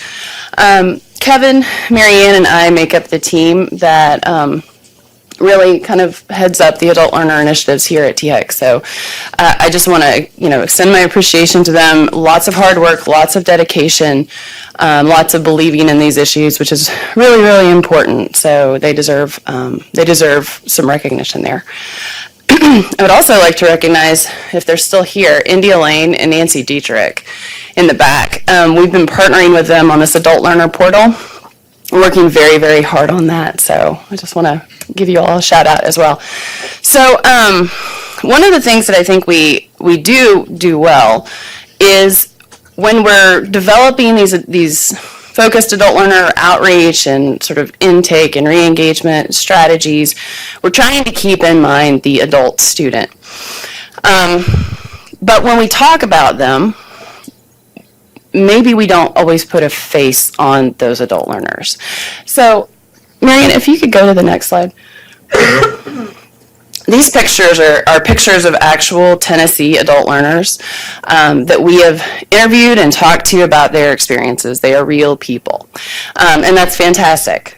But we have some adult learners who are much closer than that, and they're THEC employees, actual THEC employees now, and THEC. So I wanted to, first of all, introduce you to them and let you get to know them. And then I want to ask them some questions about their experiences. And I would also invite you all to ask questions as well, if you feel so moved. I would encourage that. So first of all, I'm actually going to let them introduce themselves. Introduce yourself, talk about what you do at THEC, and then if you could, talk about why you chose to become an adult student. And if you want to go ahead and start, Sue. So, my name is Sue Tacker. I do work for THEC. I work in the physical department. I've been at THEC for 14 years. I've been thinking about going back to college for several years, but just this year I decided that I was going to do it. So I started in January at Nashville State Tech, and I'm currently in my third.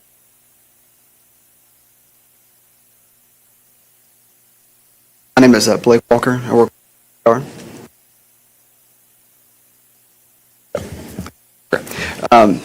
I started at Austin Peay University in 2012.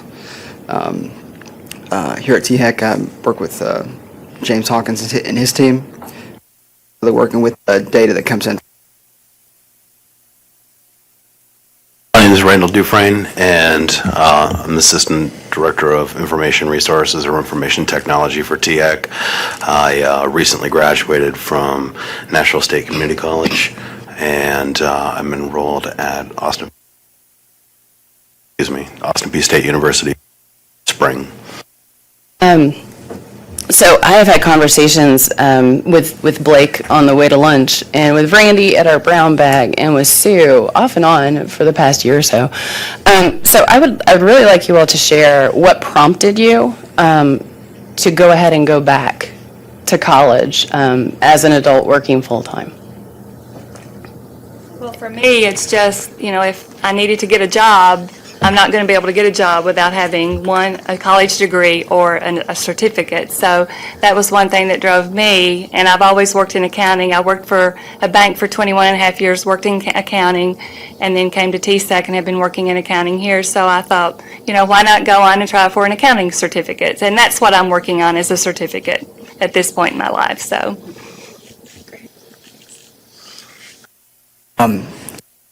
Before I started working here at THEC, I was working in retail and just was very unhappy with that type. My wife and I had our first child, and that was kind of a big motivation to go back to school and get a degree so that I could provide for that family. I was working in financial services for an institution generally close to this building, and I was looking for more opportunity, and I didn't have much opportunity doing what I was doing and not having a degree, so I opted to go back for that reason, and also for personal reasons. It was something that I wanted to achieve and accomplish. So I would like for you all to talk about what a day looks like for you. You're working, you have family responsibilities, and you're taking classes. I'm going to actually ask Blake to start, because if you wouldn't mind, Blake, sharing, your not your family situation, but your family responsibilities, and talking about how you work through them.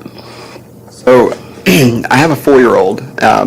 And about 2 years into getting my bachelor's, my wife got pregnant with twins. So we now have 3 small children.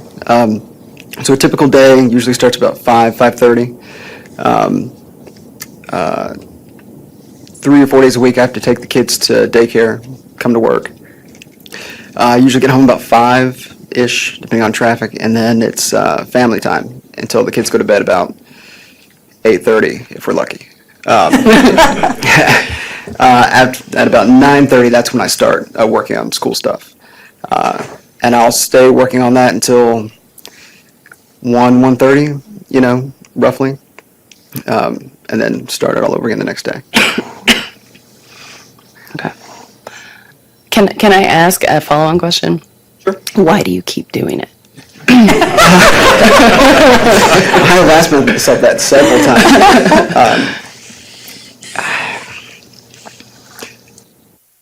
Part of it is I've made it this far. I should graduate this spring, so there is light ahead. But I don't know. Every time I've thought about stopping, I see those little faces looking at me, and I just think, I can't. It's not an option. Plus, I want to be able to support my family and provide them the things that they deserve. So, just keep going. Randy, do you want to talk about your day, what that looks like? I don't have any kids like Blake, so I have really no comparison, but I have a wife and a dog.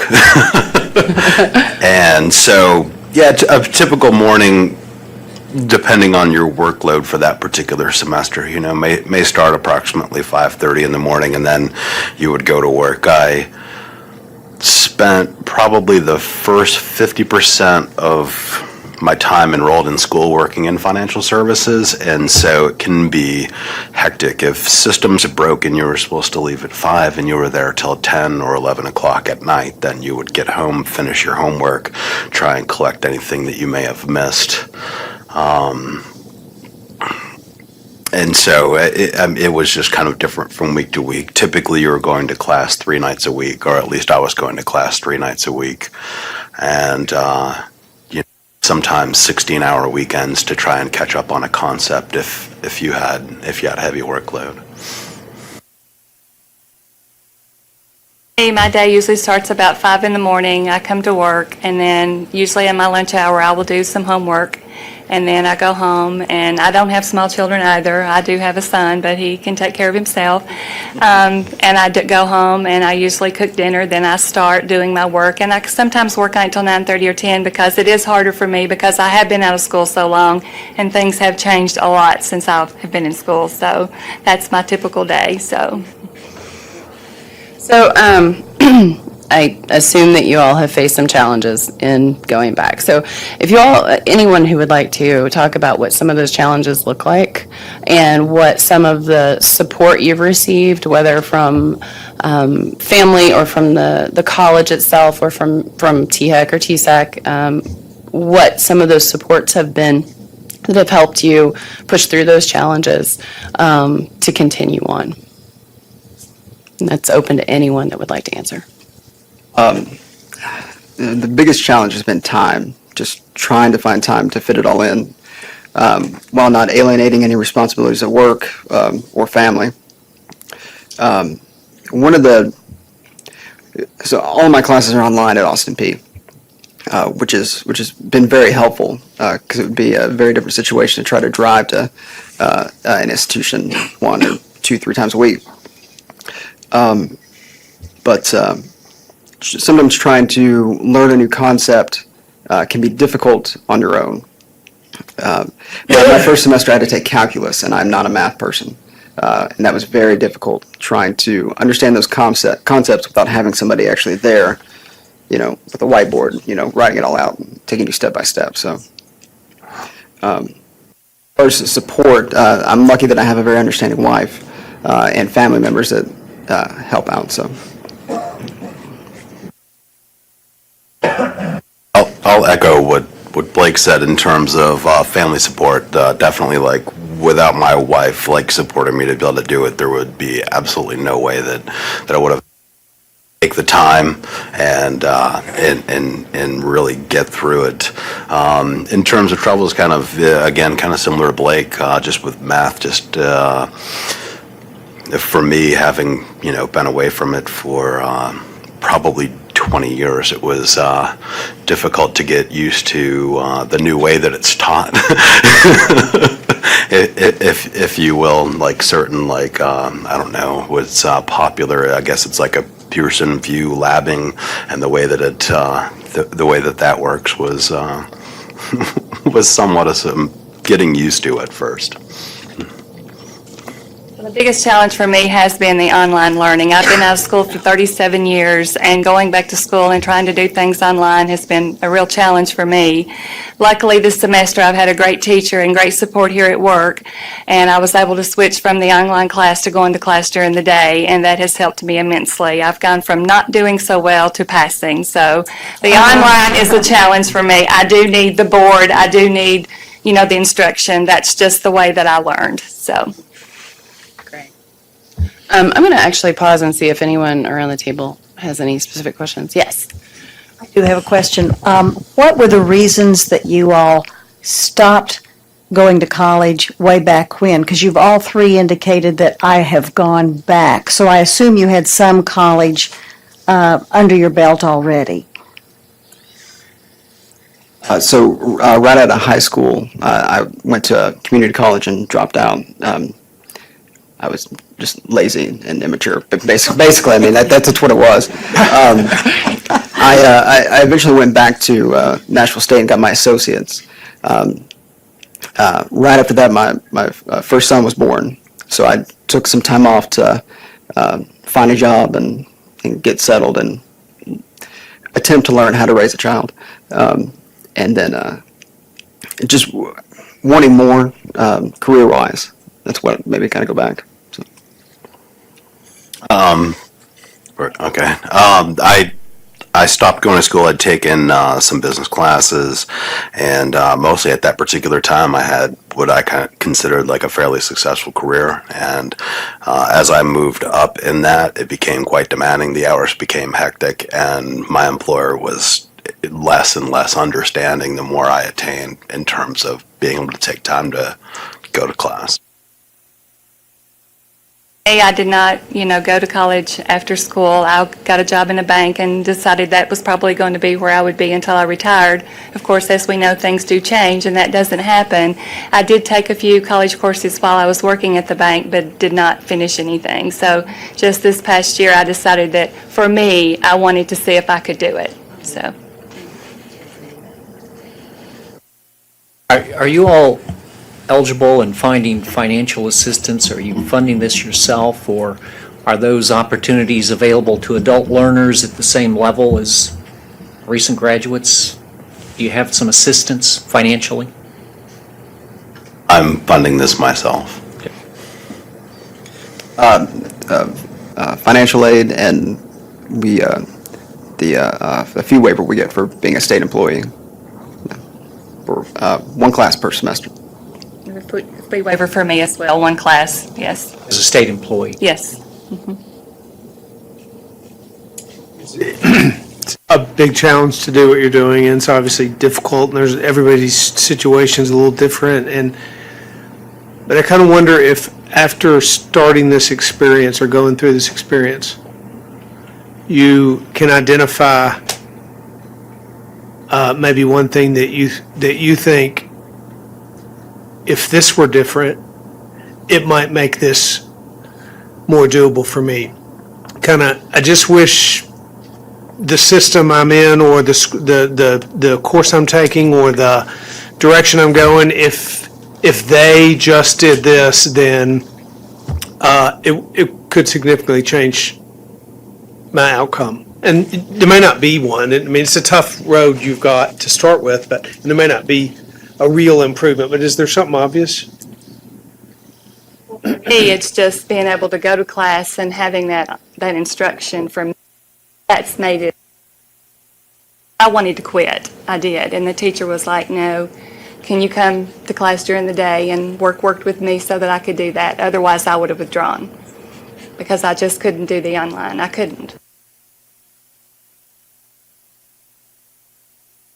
There's something really I can think of. All of my teachers have been very supportive, and I think they kind of understand where a lot of us online students, are trying to do. Children or no children, adults are, right out of high school. I think a lot of us have other responsibilities, family and work, and they seem to understand that and be very supportive. I mean, I'm a visual learner, so sometimes the online stuff can be a little difficult, but again, the teachers have been very helpful about explaining things in different ways, so.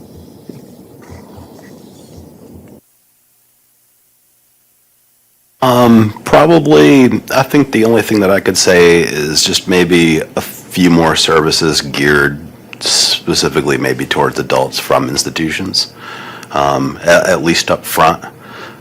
Just trying to navigate that path much later in life. It seems like a direct shoot when you're graduating from high school and everything's there and in place, and a lot of the things that they pin together and put together are really geared. Not that you don't want to be around a bunch of high school graduates, but it just, you might feel better when you're kind of someone in your peer group. What sort of engagement do you all have with the other traditional students that are in the classroom? No, I don't have any. Since I'm online only, I don't really see anybody else. Being that I did a 10 class on campus, fully engaged, and it's actually for me it was a great experience. Just in my particular degree program, I mean, we had people that age range, they just graduated from high school to well into their 50s. For me, the same. As with me now are older, some are younger, but a lot of us have exchanged emails, and we do get together and study. So.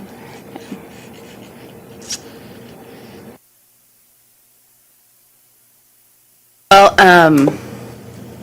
I appreciate you all and your time, and the amount of work that you're really putting into not only your work here, but really to really go back to school. I know that's a heavy lift, and I think it's just important that we remember that we have people that we work next to every day that are doing this, and that are supporting THEC and TSAC too. So thank you.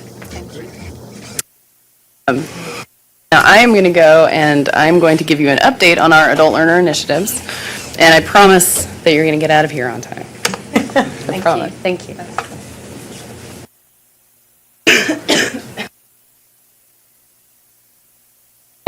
Also apologize ahead of time. I have a chest cold, so if I start coughing, I'll turn away from the mic. Okay, so in the spirit of kind of focusing on the student, when we give you updates during commission meetings, we usually start with the programs and we talk about what we're doing. But I think this time what we're going to do is try to talk to you about how we think adults are going to interact with these programs. So this is Jan, and Jan is an adult Tennessean. And in January, Jan is going to start seeing television commercials, and she's going to start hearing radio ads and seeing billboards that are going to encourage her to complete a degree. If Jan is halfway to a degree, her former institution is going to send her a postcard, and this postcard is going to say, please come back, finish your degree. What we want Jan to do is we want her to reach out to that institution, or we want her to go to our new adult learner portal at tnreconnect.gov. Ultimately, what we want Jan to do is talk to somebody, because you can build websites all day and you can have commercials all day, but if someone doesn't make a connection to go back to school, we're not succeeding where we want to succeed. Depending on Jan's former institution's capacity and plan, she may get a follow-up phone call or email and an invitation to a regional college fair. I'll talk a little bit more about that in a minute. The ultimate goal here is that Jan re-enrolls, but when Jan gets back to campus, we want things to be simpler for her. We want her to see a clear path to a degree. We want her to see how it's connected to her career or her career opportunities. We want her to understand how to pay for college, and if she's in default, how to rehab her loan. We want her to understand that there are ways to shorten her time to degree, either through accelerated programs or something like prior learning assessment. We want her to connect to a peer group, to know that she's not the only one on campus that looks like she does. And we want Jan to be able to talk to someone anytime she needs to get advice and support throughout the process with the goal of graduating. So now I'm going to take you back, and I'm going to talk about the projects that are influencing each of these steps. Reconnect and Complete is our state's outreach initiative, and there are really two main pieces of this. There's the statewide marketing push that will launch in January, television commercials, radio ads, billboards. And then there's an institutional piece, which is much more targeted. So as a reminder, around this time last year, THEC received lists of students from all of our community colleges, our public 4 years, and 17 of the private not-for-profit TCUA institutions. These lists were of students that since 2007 had stopped out with numerically half of the credits they needed to a degree. We ran those against our student information system and the National Student Clearinghouse. We eliminated those that had received degrees elsewhere. What we had left was a list of 110,000 Tennesseans that were halfway to a degree. 25,000 of them at least have 100% numerically of the credits to a degree. That's numerically. They may not be the right credits, but my bet is that many of them are very close to a degree. We didn't party. We should. Yeah, we did. We contracted with a third-party vendor. Excuse me. And they were able to locate these individuals. So we have mailing addresses for about half of these individuals, and we've given them back to the institutions. So the institutions will be doing the outreach to their former students. In September, we pulled together 39 institutions, 180 attendees, and representatives of UT and TBR in a day-long kickoff for Reconnect and Complete. And what we did during this day is that we shared market research and focus group and survey research along with academic research on adults, some that had been to college before, some that never had, about the barriers, about the perceptions, so that everyone in the room understood sort of where that group of folks was coming from. We also shared the first ever Tennessee Higher Education Adult Student Fact Book. So every year PPR releases their fact book. This year, for the first time, they created one focused solely on adult learners, and that is available on our website. We also created and distributed a guidebook and toolkit. Mary Ann has copies she's going to share with you. And this toolkit talks about all of the Tennessee Reconnect initiatives, goes into detail on Reconnect and Complete and the expectations, talks about the market research, and then has strategic planning documents. So the second half of the day, each institutional team got together and mapped out their outreach and intake strategy for their institution.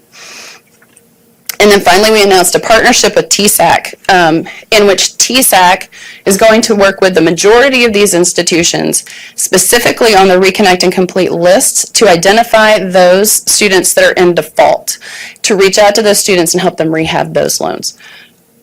Excuse me. So in December, we're going to send push cards to all the institutions. They're going to look identical, except for the fact that each institution will have its logo and contact information on that push card. They'll be sending those out in January to coincide with a statewide marketing campaign so that they can leverage that momentum as well. And then, of course, the regional events, which will be like college fairs, will happen in March. The TennesseeReconnect.gov website, we planned it to launch mid-December. It looks like it's going to be more like late December, early January, but it will be before the statewide marketing push. As we've talked about before, it's a one-stop shop for adult learners. It's not live yet, but it's staging, so we did a screenshot.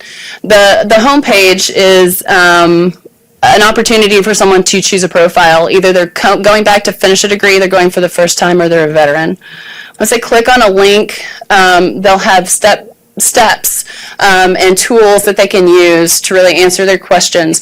And you'll see the first one is Reconnect and the second one is Talk to an Advisor. Both of those message that they really need to talk to somebody, that they need to talk to a person, and we give them some options for who they can talk to. Excuse me.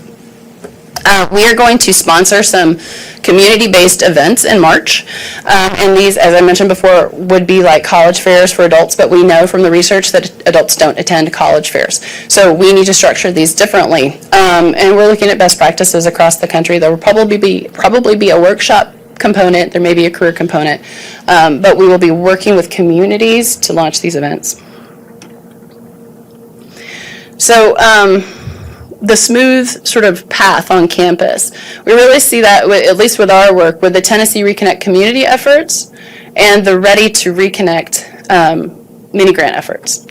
So just as a reminder here, I have talked a little bit about these efforts before, but I haven't gone into detail. We have more detail now. The reason that we even wanted to work with communities is that we feel that the Drive to 55, the success of it really lives in the communities that own it, and especially in this piece around adult learners. So our vision and our goal really is to provide services to 32,000 adults by 2025. And I'll talk about what those services are in a moment. Any adult learner that wants help going back to school will get it. That's what we want to happen. The Tennessee Reconnect communities will become a local connecting point for adult learners, local institutions, employers, and any other community-based organization that community feels should be connected there. We're going to develop a network here at the state level between those communities and THEC to provide ongoing technical assistance, professional development, identification of barriers, creating feedback loops, etc., to really support these communities as long as we can. And we want to, the state level adult learner initiatives, we want to see operationalized at the community level through the Tennessee Reconnect communities. This means using the web portal. It means working with the institutions to do their outreach. There's a whole list of things that could work into that. And finally, the way that we're paying for that, for all of this, is through support from Lumina Foundation and from state funding. Lumina Foundation is giving us funds to partner with a group called the Graduate Network out of Philadelphia. They are going to work with us, and they're going to work with each individual community to actually help set up all of these services from soup to nuts. The state funding is going to help these communities start up their enterprises. We also have additional funding through the College Access Challenge Grant. This money is going to be used to create marketing materials, informational materials that the centers can have and use. We'll also be working with career centers across the state. We want to engage employers as well.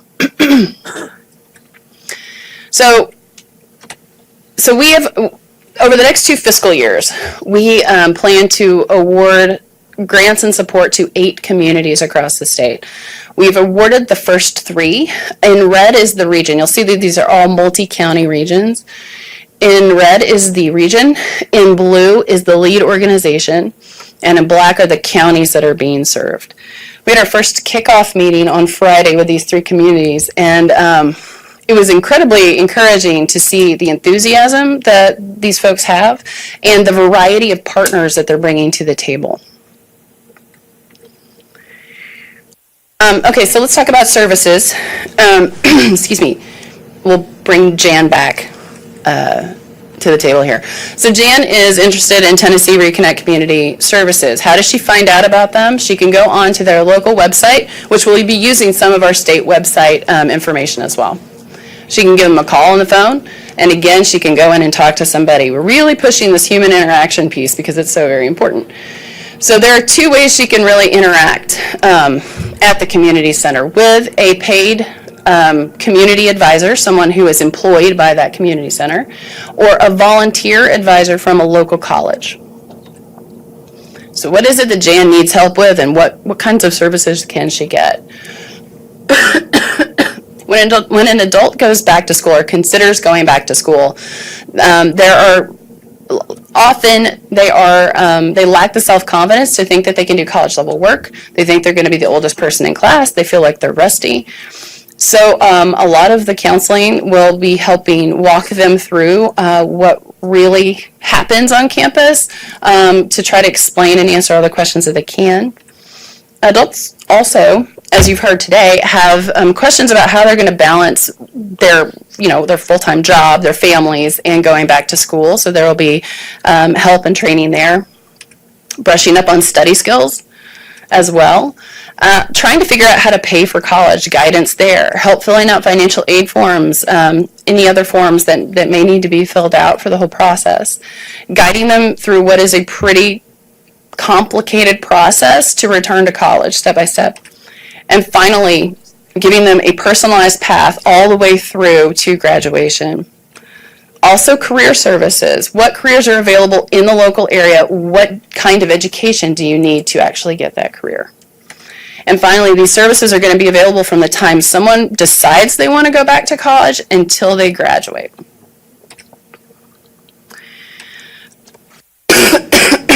And finally, the Ready to Reconnect program. These are a series of mini grants that we awarded to institutions,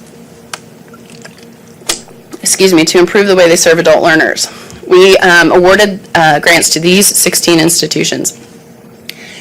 In order to apply for the grant, the institutions had to go through the adult learner focused institution process. As a result, we now have 25 adult learner focused institutions in the state of Tennessee, 16 of which received these grants.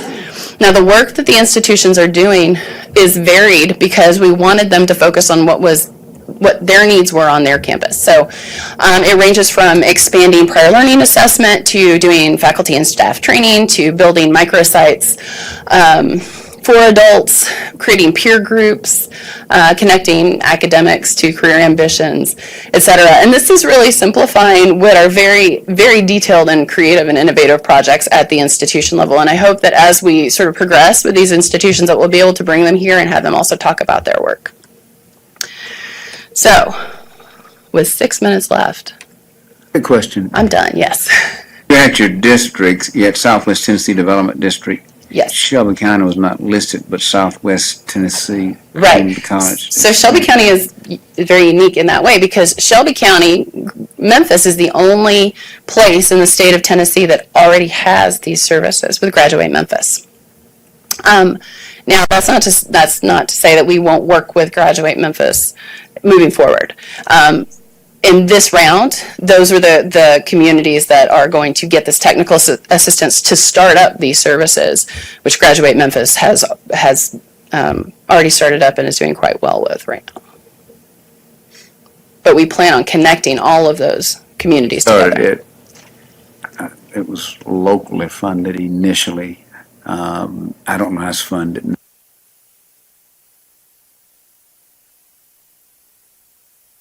Other questions for Jessica?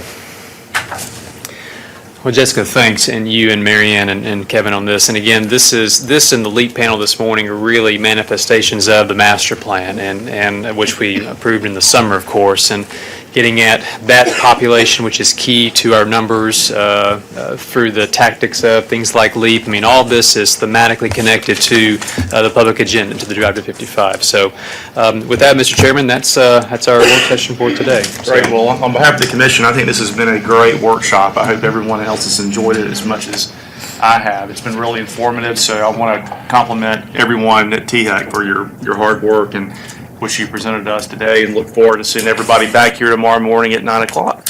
Meeting is adjourned.